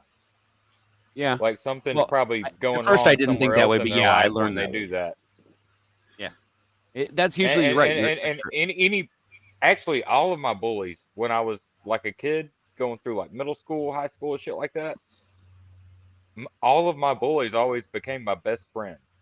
that happened to And me too. like it was so weird. Like this guy would come up and like start some shit with me.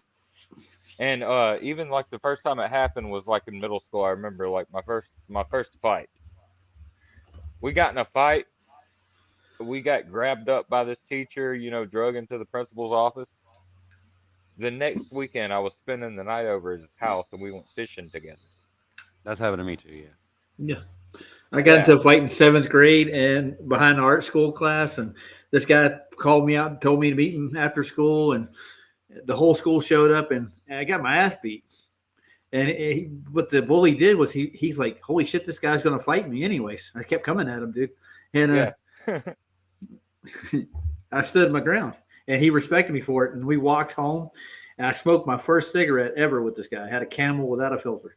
He's like, here, have a cigarette. Got dizzy as hell. Oh wow. Let me tell you a secret, Roger. Yeah. When you've been abused, that stuff just sounds like bullies making excuses for other bullies. I know you don't understand that because you haven't experienced that the same way that I have.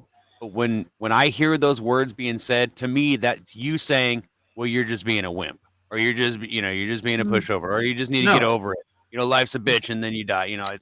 Trust me. That's not what I'm saying at all. Normally that would be true. Normally, if it was normal pecking order shit, but I'm talking about cruel shit, like beyond just fucking with somebody, like psychologically breaking them down and making comments about them over a period of time so that it appears that they're unstable, and then unloading it when you just decide that you don't want them around anymore. That's the kind of shit I'm talking about. And I'm not. Well, I'm that's not kind of shit my I'm brother not does to stupid. me, I know man. when somebody's psychologically trying to fuck with me. Yeah, That's what my brother tries to do to me. You know what I'm but, saying? Like, I ignore that shit because my brother. Yeah. All right, so my brother. I want to so badly. I do. Let me tell you this, Ryan. This is so fucked up. All right, I'm about to let some shit loose right now, and this is like some deep shit. All right, so me and my brother, we have, I want to say we have a really good relationship, but to be honest with you, I think deep down I really fucking hate him because all he does is because I'm skinny, he calls me a meth head. And he says that shit like around everybody. He tells everybody, he's like, look at this meth head over here. And so it makes everybody like, to me, it just seems like it's putting in their mind that I'm probably on fucking meth. And then, I get the same and thing. then he calls me gay all the time, but he's got his 12-year-old daughter who calls me GF or what is it? A Oh, GFU. She'll what- call me GFU, okay. and which means gay fucking uncle. Okay. Nice. And, So and it's and my PC. brother told her to say that because that's what it means. And not only does she just say it, she knows what it means. Like, and Nice. because people will be like, "What's GFU mean?" And she'll be like, "Gay fucking uncle." Nice. That's not nice. No, I know. I'm being No, we were sarcastic. being Yeah. facetious. It's Yeah, not nice. I know We you understand. were. Yeah. But I'm just telling you, like that shit kind of fucking hurts, man. Your And own niece.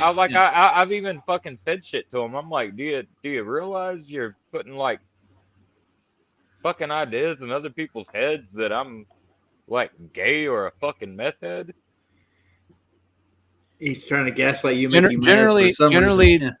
usually, I mean, I've been in a lot of conversations, and I talk out of my ass. I'll talk all night long. I'll do it.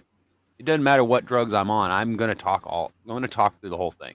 So Dude, that's the a only given. drug I'm on is marijuana. Yeah, yeah. I Well, mean, the and cop I don't makes me even talk a consider lot that a more. drug. I don't Ask even Roger; consider he'll that tell a you. drug. But I'll admit, I'm on pain medicine too. I have bad back problems, and I wear a patch. So yeah, there's things about me that are true.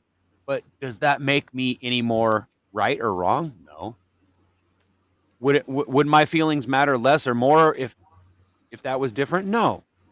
If I didn't smoke pot or take pain medicines to help me with my pain, would that make me a better person? Would you believe me more, or would you listen to me more, or would you accept me better if that were true? No, probably not, right? No, I mean, Right. it's But I realize that when you think like when the first thing that pops in your head is I need someone to help me move, and you're thinking about this guy that might be doing drugs on the side or what, I get it. You're probably not going to call me. And I don't have a problem with that because I figure that kind of respect has to be earned, right? So I figure I'll give you the chance. I'll give you plenty of opportunities to learn to trust me, and it's up to you to take them, right? And then we build trust on there. That's how I do it. But when it comes to internet friends, of course, that can be difficult. So it puts you on a spot, and for people like me who have problems like getting along with people already, and I spend a lot of time and a lot of energy trying to get along with everybody in the way so that people don't get angry and want to be my enemy, right? And so when somebody spends a lot of time on that, like I do, and I mean I spend a lot of time on it. So when somebody comes along and manages to still try to make me burn a bridge with them, it really pisses me off because it's like, well, you have to be literally going out of your way in order for you to get on that side of me. You've Ryan. got I to know, gotta tell you, you've got to I gotta know tell that you. it bothers me, and then you've got to keep pushing until you know what I'm saying. So you obviously know exactly what you're doing by that point. There is no argument. I got You to know what I I'm got saying? to tell you, man. Me when it comes to internet friends, it's so funny. I live in Georgia, and I got a buddy in Texas, and we had a buddy in California that moved to Arkansas. Oh God. Well, And you're all over the South, aren't you? me and my buddy from Texas drove to Arkansas to help this family from California move into their house. And we've talked to them on the internet for like 3 years.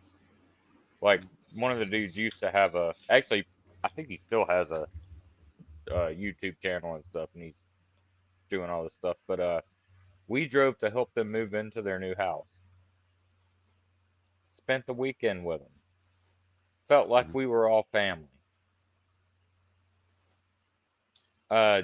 Just a few months ago, and that was probably like 2 years ago. Like we helped them move in, but it was like 3 years before that we all started communicating with each other.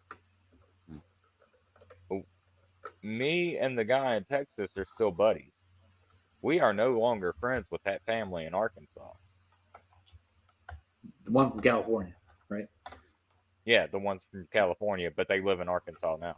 We helped them move into their new house. But Nice. they man,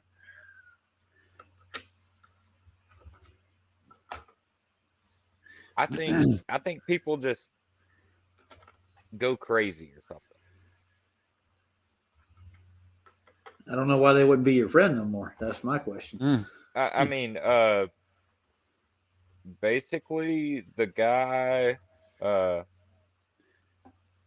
was running the YouTube channel, Okay. he just went. I don't know, man. He started like, okay, so he moved from California to Arkansas. Yeah. Well, he started accusing me and my buddy Ike from Texas of being CIA agents or some shit like that because we lived equally distant from the new place that they moved. That's what he Okay. told our other buddy. That's And crazy. and I was like, if anybody's an agent, wouldn't it be him because he moved from California to that point and we were already living at these areas? Well, Whoa. you're like a sleeper cell for the CIA. You didn't know that? Yeah, but he moved to us. We didn't move to him. He moved to Yeah. us. like So he you moved must to you that must have area. known the future, and you must have had the prophecy ahead of Yeah, time. So you yeah, moved yeah. there Yeah. before they did, so you But could catch them right. Yeah, but he right. also started claiming to having prophecies and shit like that, like cult stuff. Oh God. Yeah, I And when would they probably started run. doing that, we were like, whoa, no, we're not out. Like I ended up just he started because my name in the chat is mentally divergent, and I seen you. he told me if I wouldn't stop being mentally divergent that I couldn't be his friend anymore and shit like that. And I was like, Oh, mentally divergent just means you think differently than other you know people. what? I love when people say stuff like that.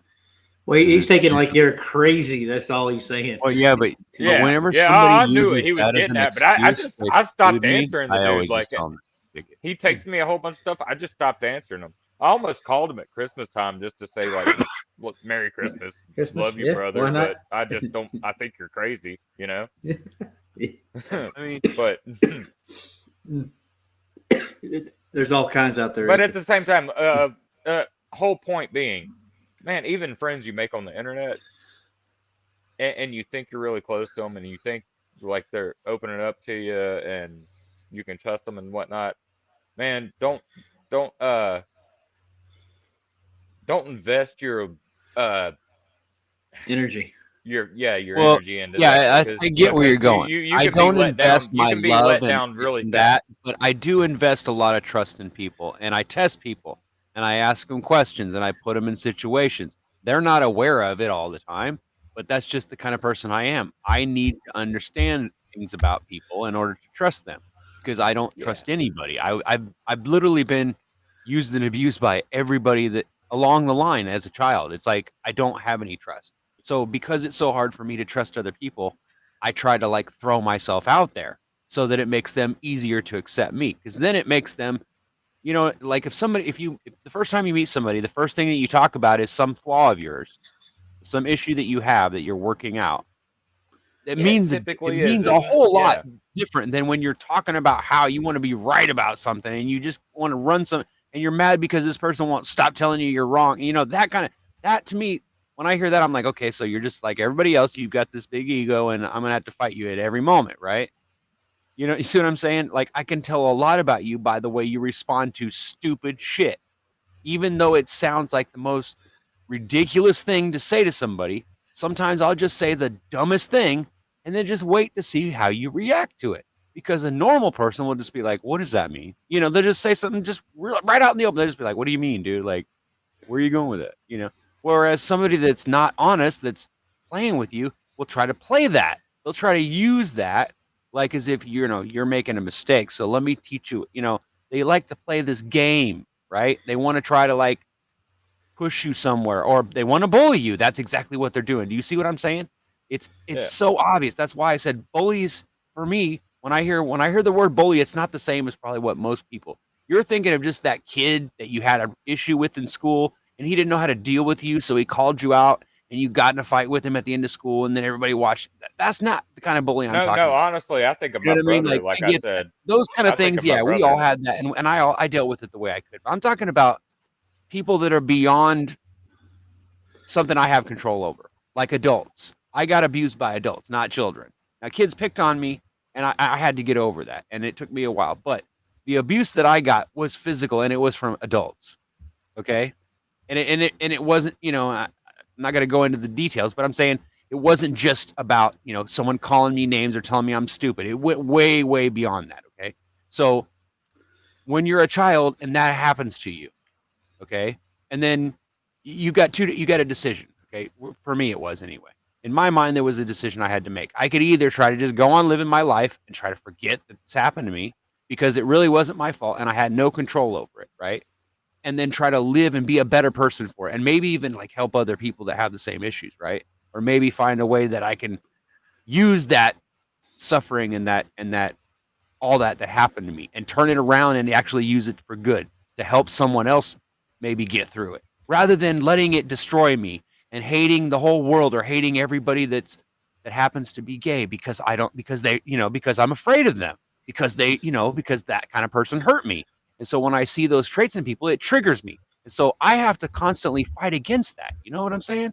I have to constantly fight that so that I can have conversations with normal people that aren't wicked and weird like that. And I have to realize that just because I have that bias and that my body's screaming, that guy, there's something wrong, don't trust, I have to try to look beyond it, because I realize it's all in my head. It's not really true. I don't know this person. I can't make that judgment based on the fact that they're gay. So I have to battle with that. So when I get to the end of that road, you know what I'm saying? And when I've still made friends and I've still made an attempt to talk to the person and let them and involve them and trust them enough to talk about things to them, then when that person turns around and uses that against me, it's a completely different type of deal. You see what I'm saying?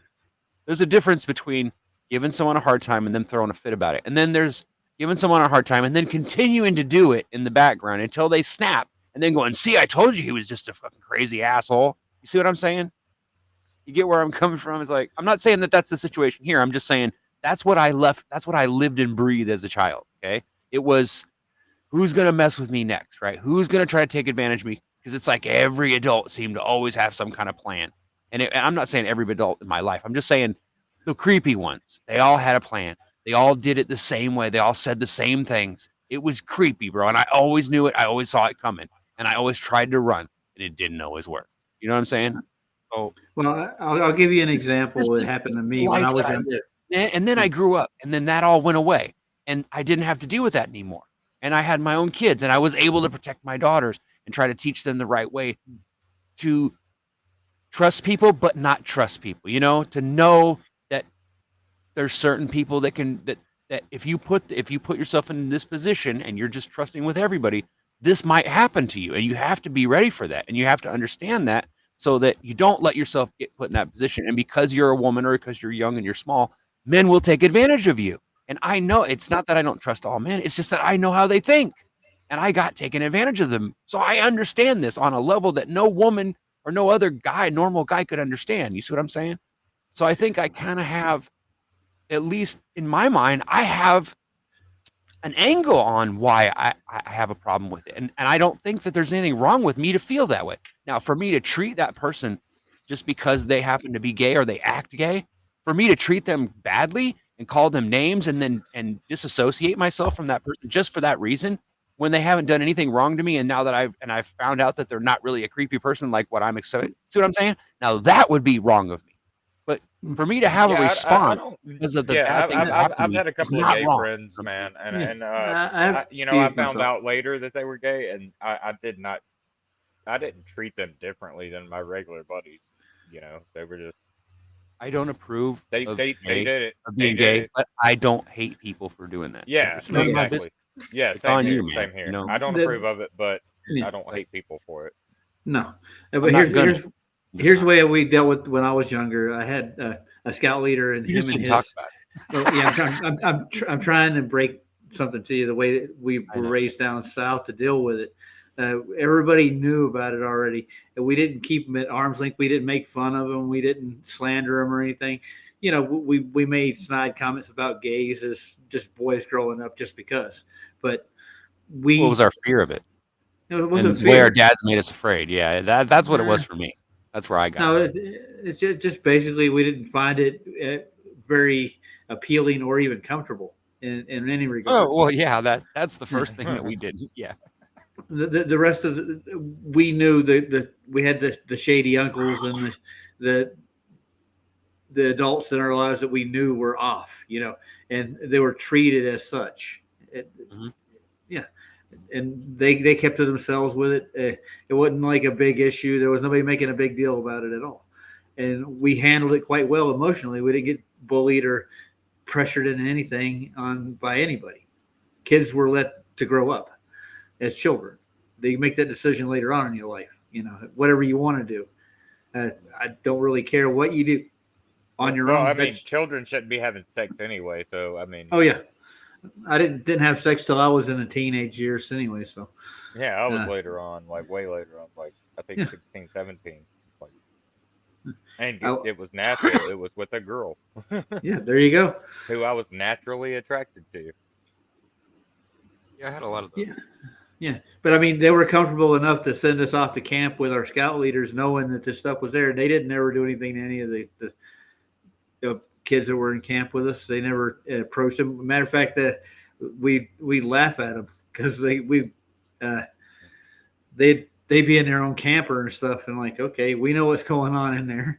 And like, when it didn't go ahead and razz them about it, it's just funny as hell.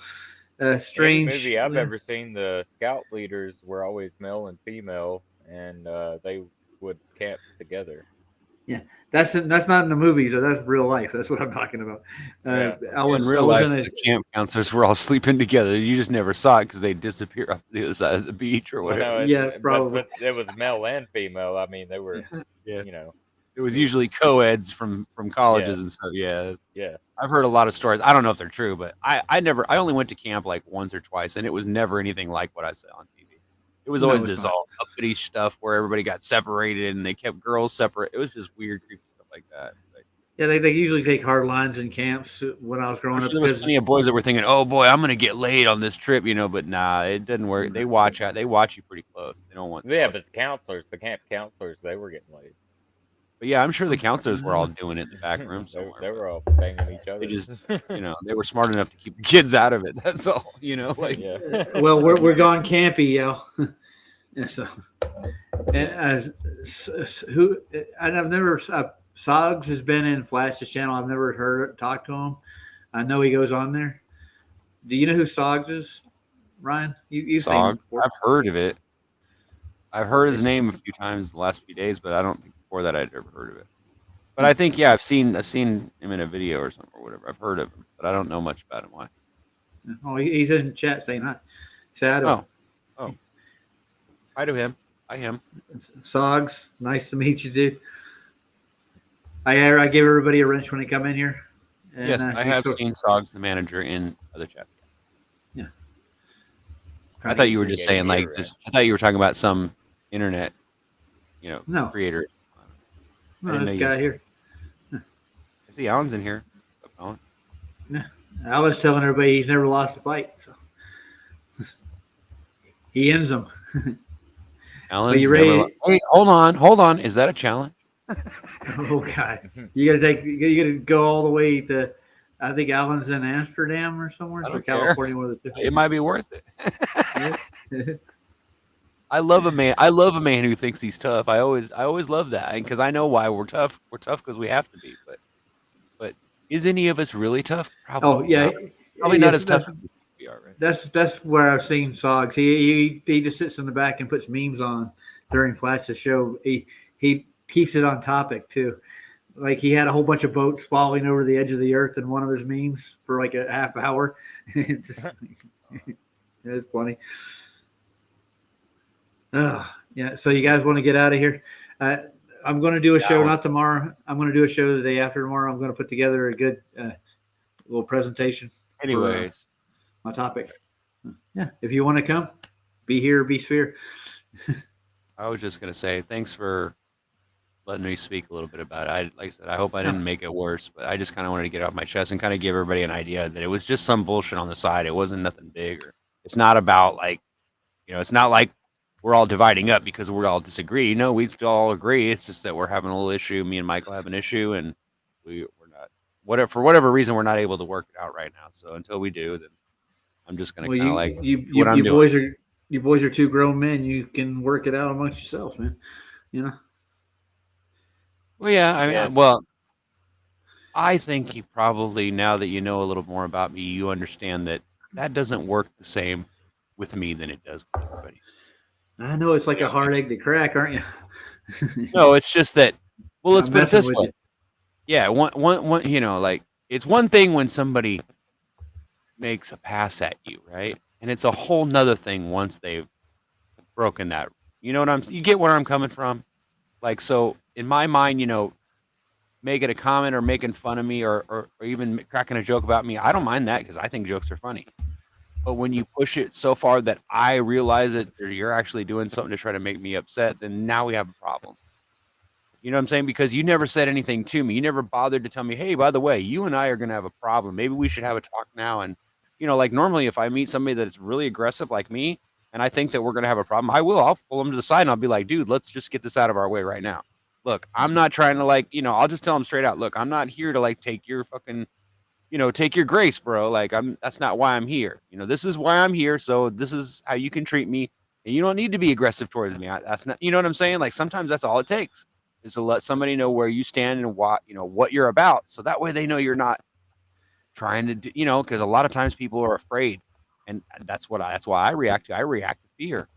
Somebody pisses me off, I get mad because I'm afraid, right? When somebody tries to make me look bad in front of subs and things, that upsets me. Well, why would somebody do that, right? I wouldn't have done that to them. So, you know, it's like, okay, so there's that, you know, and I keep drawing the line further and back closer to me. And then finally at some point, I'm like, okay, there's no more room to draw lines in the sand.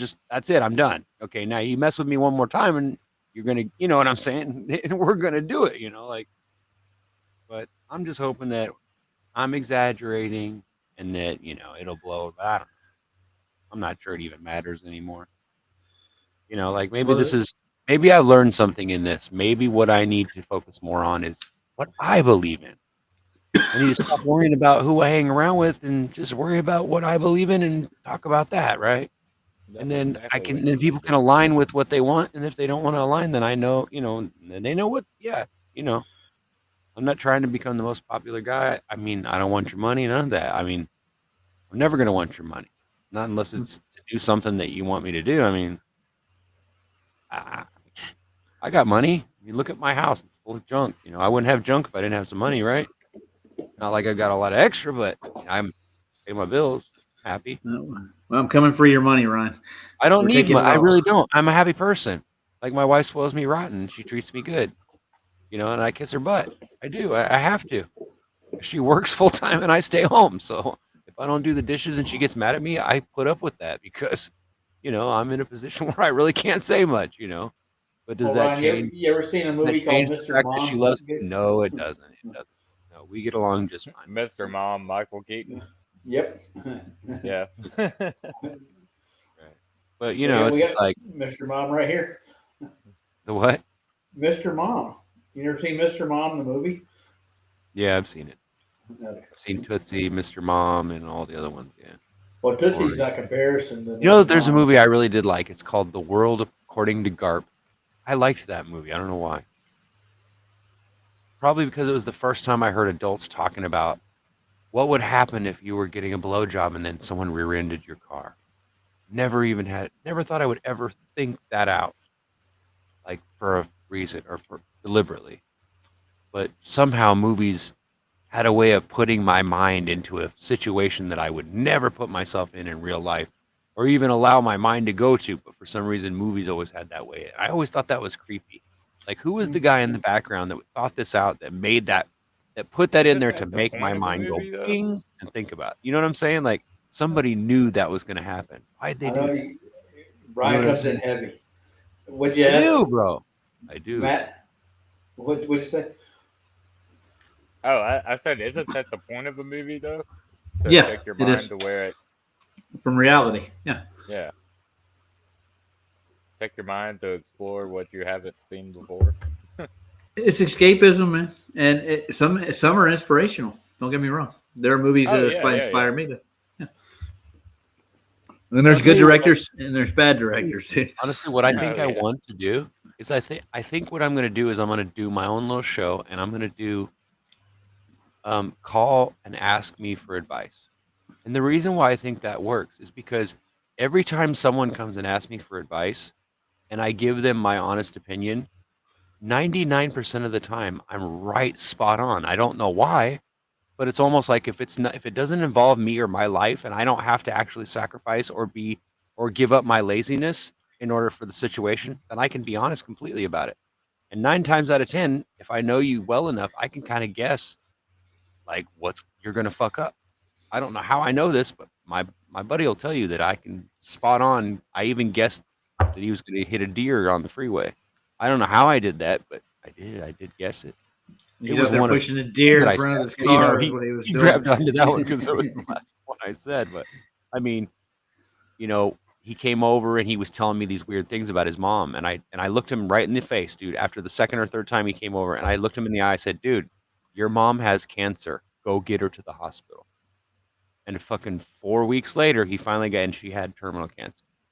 So I mean, I don't know how I knew that. I really don't know how I knew it. It just he made a statement. He kept making same comments, and suddenly everything just came together in my head, and bing, the answer came. I said, "Your mom's sick. Your mom's sick, bro. Get her to the doctor. I bet you she's sick. That's why she called you here from out of state. He was living out of state with a woman, was married, going to marry her, and then his mom called him and wanted him to come home to be there for his dad. Right? That's what she said, because dad just was going to retire." And I said, "Dude, that's sketchy." And so ever since he got here, I've been telling him, "Dude, this is not right. You know, something's not right here." And then he started telling me, "Well, my mom keeps saying this, and she keeps." And then he started telling me the stories about, at night when she would just like snap, and she was just like a little kid. And she'd be like, "Can you get me some ice cream?" And she'd talk like a little girl. And he's like, "What?" And he just couldn't. And I go, "Dude," I go, "Bro, get her to the doctor." And it was then they finally got the doctor to come, and they diagnosed her. She had stage 4. It was like it was devastating for him, bro. And honestly, I did not want to be the person to give him that, but I needed him to know. I was like, dude, it was in the back of my head. My subconscious was screaming, his mom's trying to tell him something, right? And I couldn't get him to talk to her about it, right? And I just kept telling him, "Bro, you got to talk to her. You got to get her. You got to get her, because if you don't get her to admit it to you, then you're not going to be able to accept it when she goes either." I said, "That's important, bro." And the only reason why I know that is because I have 3 or 4 other friends that lost their family that way, and they didn't do certain things, and they've regretted their whole life. And I was like, "Bro, don't do that. Don't let that happen." And I was right. And he listened to me, and he actually got to spent the last days with his mom. It was awesome. It was the one time he actually listened and heard me out. But yeah, it's like there's something about me that picks up on certain things. I don't know how to explain it, bro. I really don't. I don't think it's psychic ability. I really don't. I don't believe in that. I think what it is it's just when you've been through enough shit and you've suffered enough and you've been in that place like hid in the closet. When these things have happened to you and you come out on the other side and you're still sane, there's something to say for that, bro. Like, Yeah, you know what I mean? it's intuition, man. You can see it. Like you can see patterns. It's scary. Yeah. Scary. But I can't. I've seen it happen. Fix my own life. I can't fix anything in my life for shit, bro. I can't stop being lazy. I can't stop smoking pot. I can't seem to do anything right, bro. I got a question for you. Is there anything in your life broken that needs to be really fixed? Is there anything broken about it? Everything. Well, is that a fact, or is that just the way you perceive it?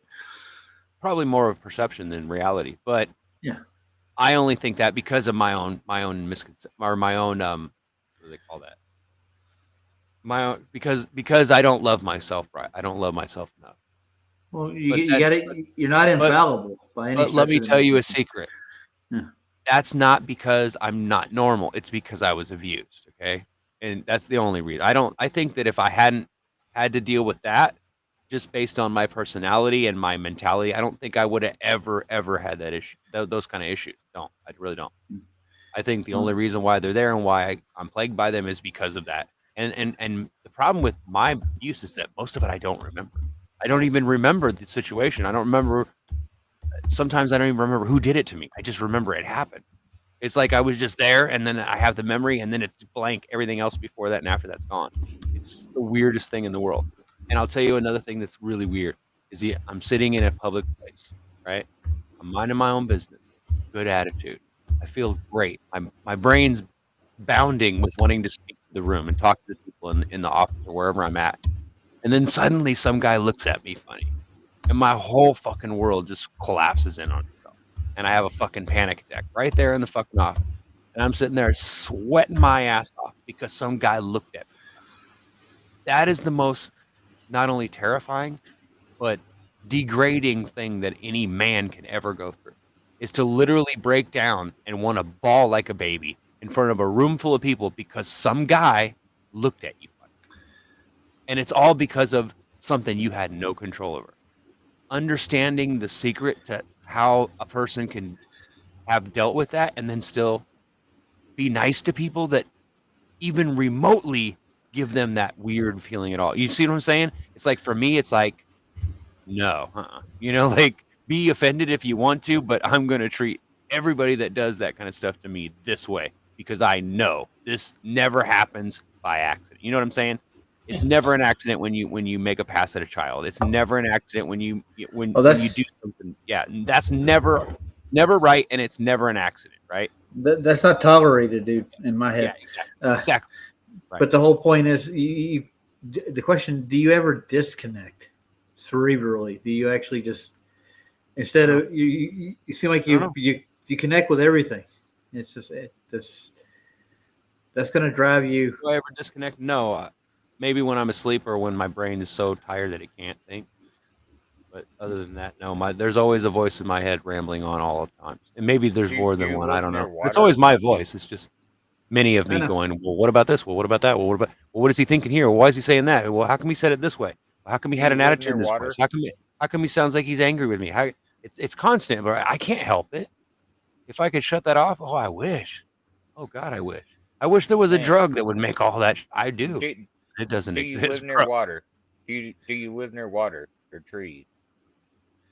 He lives right in the bay. Actually, he lives right in the ocean, near the ocean. So, yeah. Go fishing. He does every once in a while. Yeah, I've been thinking about going to the ocean here this last day. Go fishing, man. Go fishing. I'm telling you. I fish. I live right by a lake. I walk down there all the time. Oh yeah, when I'm down there at band, I even have like these automatic like rod holder set things. I know what you're talking about. Yeah. Springs. Yeah. Dude, I just go down there. I go fishing, and I set the rods up, and I just lay down on the damn ground. Idiot. There you and to me, that brings the most peace to my life. It's a moment of zen. Yeah. Yeah. Just laying back. I mean, I won't even. Sometimes I turn on podcasts, but a lot of times I go down there. I just go down there and I just let everything be quiet. Lay down on the ground. Brings me peace. Just there's just something about that it's like it settles your soul. True. I got a question for you. What part of Georgia are you from in? I'm living in Ackworth right now, right on Lake Altoona. I'm from the Carolinas, where I was raised at. I'm from Charlotte, Piedmont area. Yeah. Oh, okay. I'm pretty much the same country, dude. It is. Yeah. Appalachian. Yep. The Appalachians are a beautiful place, man. God's ribbon to the highway, dude, right there. Yep. To heaven. Yeah, it's beautiful. Yeah. When I was younger, I love driving up 575 and getting on top of the ridge up there. And up in the Smokies. Yeah. Yeah. Nice. Yeah. I used to when I was a kid. That's where we go vacation. We go there. We go down to Myrtle Beach. One of the two. Yeah. I miss those days. Life was a lot simpler back then. Man, wasn't it? No, I mean, not no, really. I mean, no Oh yeah, smartphones. I mean, nothing. smartphones and this internet and shit, man. It's like back in the day. You got to think about it. Like, that's Bro, why if I I would have like had a watching cell like old phone TV at shows. 8 years I old, I like would have watching never old TV left shows the like house. X Files and stuff, to where they would be like, "Oh, sorry, I forgot my phone in my apartment," I think and whatever they're they were just spraying over out our just heads investigating. is definitely taking away our sex drive, bro. Because Is when I it? was a kid, Oh, man, by the time I was like 5, I Probably. mean, like I had crushes on so many girls, bro. Like before I was even 5 years old, I remember fantasizing. Like I don't even think I could function sexually. I was 4 or 5 years old, but yet that's all I could think about. It's just weird, and I don't remember any other kids not saying they didn't think that too. I always thought maybe And we were hornier back then or something, or like we all that had is sex on the so brain. funny because I I'm remember serious. when I was about that age, I watched Batman 1988. Or yeah, it was 88, right? 89? The first Something like Batman that, yeah. movie? I think it's 88, maybe 89. Probably 88 though. Michael Keaton version, right? Yeah. Yeah, Yeah, Jack the Nicholson. first one. Vicky Vale, Yep, Prince. yeah. That was my first crush. Mm. And I was like, Wow. I was like 4 or 5 years old, man. And I remember there's actually a old school fucking VHS video of me and my uncle's house, and they were like, "Who do you want your girlfriend to be?" And I said Vicky Vale, and they said, "Who's that?" And I said the girl from the Batman movie.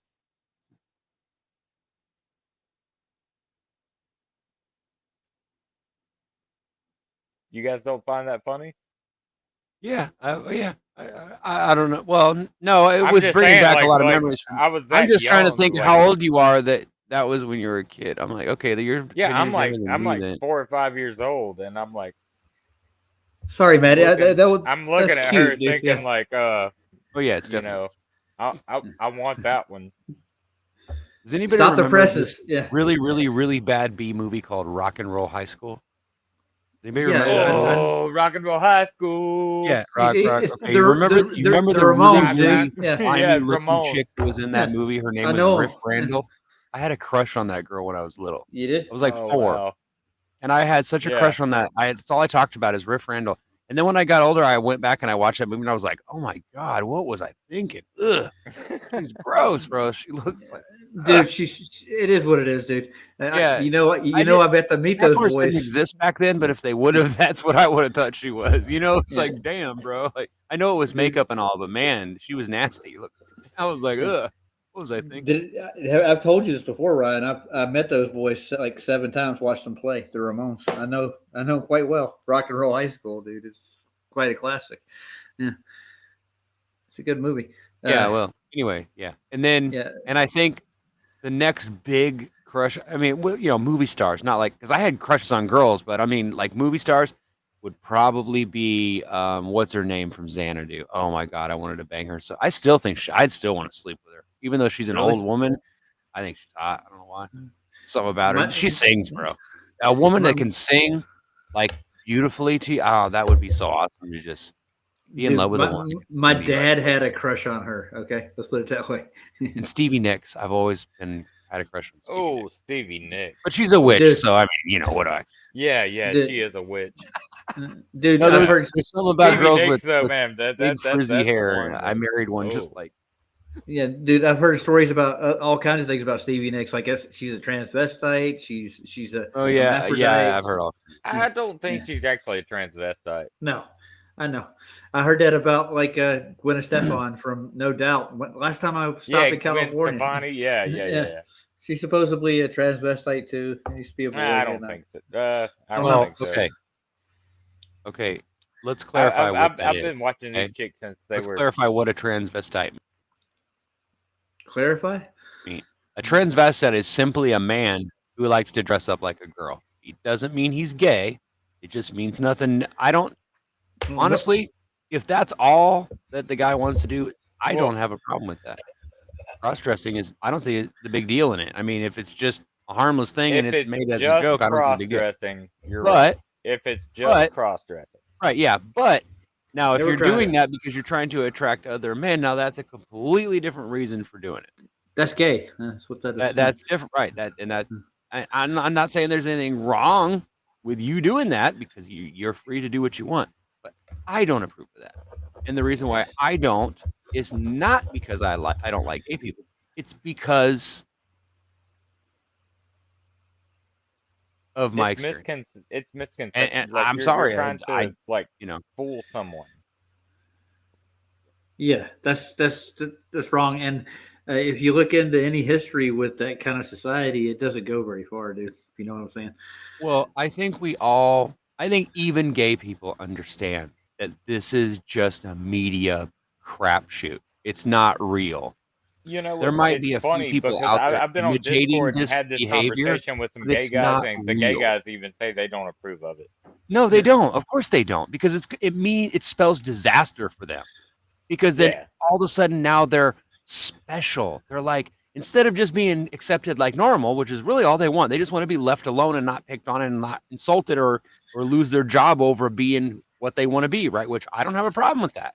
I think they should get what they want. Gay guys, like, they don't like that child shit, like because right. And they shouldn't like it because it does, you know. Well, if it takes you having your own kid to realize it, then you lifestyle, should do it. because if the word gets out there that gay guys like teenage boys, I'm starting to would leave understand why it God made would put a sex. black I gotcha. mark on their society. So I mean, like, of course they wouldn't want anybody discussing that. Yeah. So Matt, I got to ask you a Sometimes I question. feel really bad for women. Sometimes I just sit and I think about, like, especially when I was growing up, like how women, like where what they were expected to be and how they were expected to act. I always thought it was kind of crappy. You know, like, honestly, I did. There was times where I would sit and think, I'd see women that just literally run themselves till they couldn't do anymore. Like my grandmother, she took care of my grandfather and she took care of everybody that ever came to her house. She was a great woman. She really was. And she didn't ask for anything. She would cook huge meals and spend hours cooking all day long just so the family could get together at Christmas or whatever. Man, You know what I mean? I'm from Louisiana. I'm she from was a Louisiana. great person. My mother does the same thing.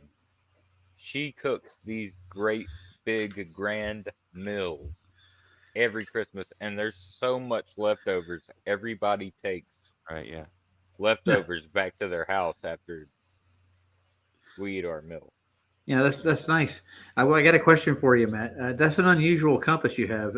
Are all those directions point at one particular point on the compass? It says North S all the is way in the around middle it. and south is everywhere else. I know. North is, Yeah. North in the middle. Don't mind Roger. He's one of those flat earthers that forgets he's a flat earther every once in a while for about 20 Did seconds. I? No, dude. He didn't. Ryan's the slow one in the bunch. No, but sometimes he makes a joke, but you'll think it's because he doesn't know any better. But then the joke doesn't land right, and so I always keep thinking, is he really making a joke, or did he just use that to get out of this situation where he opened his mouth? No, I was segueing into another point. That's all. I know. I'm teasing you. Okay. Yeah. So the like before we started the show, he goes, he calls me an hour before the show, and he goes, "Guess who's here already?" And I'm like, "Who?" And he goes, "Lev's here." And I go, "Okay, does that mean I need to be there now or what, Roger?" So I'm sitting there thinking, okay, he's trying to tell me, okay, Ryan, you need to start showing up early because the subs are showing up before you. And I'm like, okay, I get it. All right. So then I start feeling a little guilty, right? But he's not. That's not really what he's saying, but that's what I'm thinking, right? So I'm like, all right, screw you, Roger. You know, like, I'm gonna mess with you now. It's like, this is what we do every day. It's the thing we do. I don't know what it is. It's chemistry, I guess. I give him a hard time. Like before the show, he calls me an hour early, okay, and he asks me what I think about the name of the show, what the title, and I look at it, and I go, well, what about it am I supposed to be getting? And I'm looking at the picture, and I'm looking at what he wrote. I'm like, okay. I go, you didn't capitalize the I and in. You didn't capitalize the A in Antarctica, and you misspelled Antarctica. And he goes, I did. I go, yeah. I go, you got Antarctica or something like that. It was misspelled before, and then he changed it again. He capitalized the I, and then he capitalized the A, but then he misspelled Antarctica again. And I said, it's not Arctic, or whatever Yeah, it no, was. it's And I Antarctica. said it 3 times. I said, it's Antarctica. And he goes, I know it. I know how to spell it. And then he goes and he fixes it, and it's still spelled wrong. I'm like, Roger, you're just messing with me right now. I know you are. You're just trying to make me mad. Did he put because you know- Antarctica? Yeah, I did. Arctica But instead of and Antarctica. Antarctica. Yeah, I know.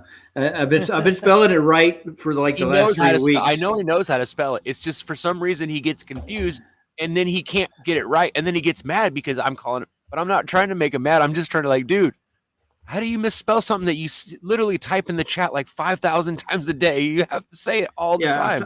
I'm tired of it. Actually, that was my point. I'm tired of having. Yeah, but I'm going. I'm just lazy at this point, man. I've said it so many fucking times. I don't want to pronounce the C and the. Yeah, and if I say atmosphere, I don't care. I don't care. Don't call me on that because the dome is actually shaped like a half of a circle. So it is a half of a sphere. So technically, it is a sphere. It is half a Right. That's where the term came from most originally. of our cosmologies are a big sphere with the Earth as a flat, level surface right down the center of it. So it kind of actually fits together in ways. That's what I think. Yeah. There's so many things like that though that kind of make it to. So it's like almost like, dude, really? Like it's like. It's like God did it on purpose just to put that. He wanted it to be there. God made this on purpose. That's what. I don't think anybody realizes that. I'm pretty this sure was deliberate. Like this Bible is supposed to happen. In the Quran, it says that's why I'm you're mad not about going it. To understand the makeup of this world. Yeah. Like I don't either. You will but never. I think I have understand somewhat of an idea on what it is and what it isn't. You know what I mean? Like, I do too. But I mean, at the same time, like we're not gonna ever fully 100% understand it and be able to explain and I don't think that's because we can't. I think it's because of the nature of the information. It won't allow us to share it because someone will come up with an answer of why we shouldn't just tell everybody. Yeah. Because but I think we know what it is. I think gentlemen, I mean, I do think we know what it is. Gentlemen, I'm going to end the show here pretty soon. Banner's on right now too. So good night, everyone. I love you. If I didn't say hi to someone in chat, hello and goodbye. Yeah. You ever been over to Banner's, Matt? Dave Banner's? No, I haven't. Oh, you should go over there. He has a nice little session. He just plays music, talks to the people in the audience, and everybody that's in there pretty much they're flat earthers for the most part. We all get along just fine. He does late night sessions. He's in Britain. He's a kind of a DJ. That's what he does. Everybody goes. Everybody in our chat's leaving, so that's why I'm saying it. Do yourself a favor tonight, everyone in the chat. I want you to go actually, home. I have to. I want you to randomly pick. I have to go to work here in like 30 minutes. 10 music videos of songs that you like. But and then I want you to go look at the album that those songs are on, and I want you to write me down 5 things that are on that album that are the same on every single one that you look at. And then I want you to come back tomorrow and tell us about it. I'm not going to be on. You're going to have a list. You're going to have a fucking list. Yeah. I was just looking at Austin albums, and I was like, dude, are they trying to push a dome or what, dude? Hold on. Like, I'm pushing a dome. Thanks for having me, Raj. No problem. I gotta hop off here. I do actually have to go to work right now. So where do you work at, right quick? What do you do? I actually I'm a contractor at Lockheed Martin. Oh boy, nice job, man. What do you do as a contractor, right quick? If you got time, give me a spill. I'm a plumber. I do air piping, electrician. I'm a welder. I've been doing this for like yeah, I've been known to plumb. 20 years. Weld. 20 years. Nice. Right on. Yeah, I'm just. What kind of welding do you do? Do you do recreational welding, or do you do it? Is it like part of the job that you do? You have to weld things. Probably part of the job, man. He's a contractor. Yeah. I mean, well, yeah, I know, but I'm saying it just depends on what you're. I mean, sometimes people are a contractor of hot tubs or pools or something. So. Oh, he does Lockheed Martin. You don't listen. He's a Lockheed. Oh, Martin I didn't hear that part. I thought he said something else. Yeah. We're like maintenance contractors. We do new installation, and then we also do repairs and whatnot. But even Boeing has an HR. I'm a welder, an electrician. I do framing, uh,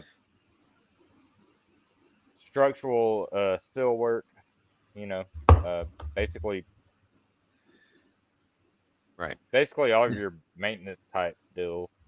And you got a good You're the guy contract that with gets it Lockheed, done, dude. right? Yeah. When Yeah. everybody comes up with something they want to get it done, and then they come to you and say, "How do we get this done in the cheapest amount of money?" That's what you do, right?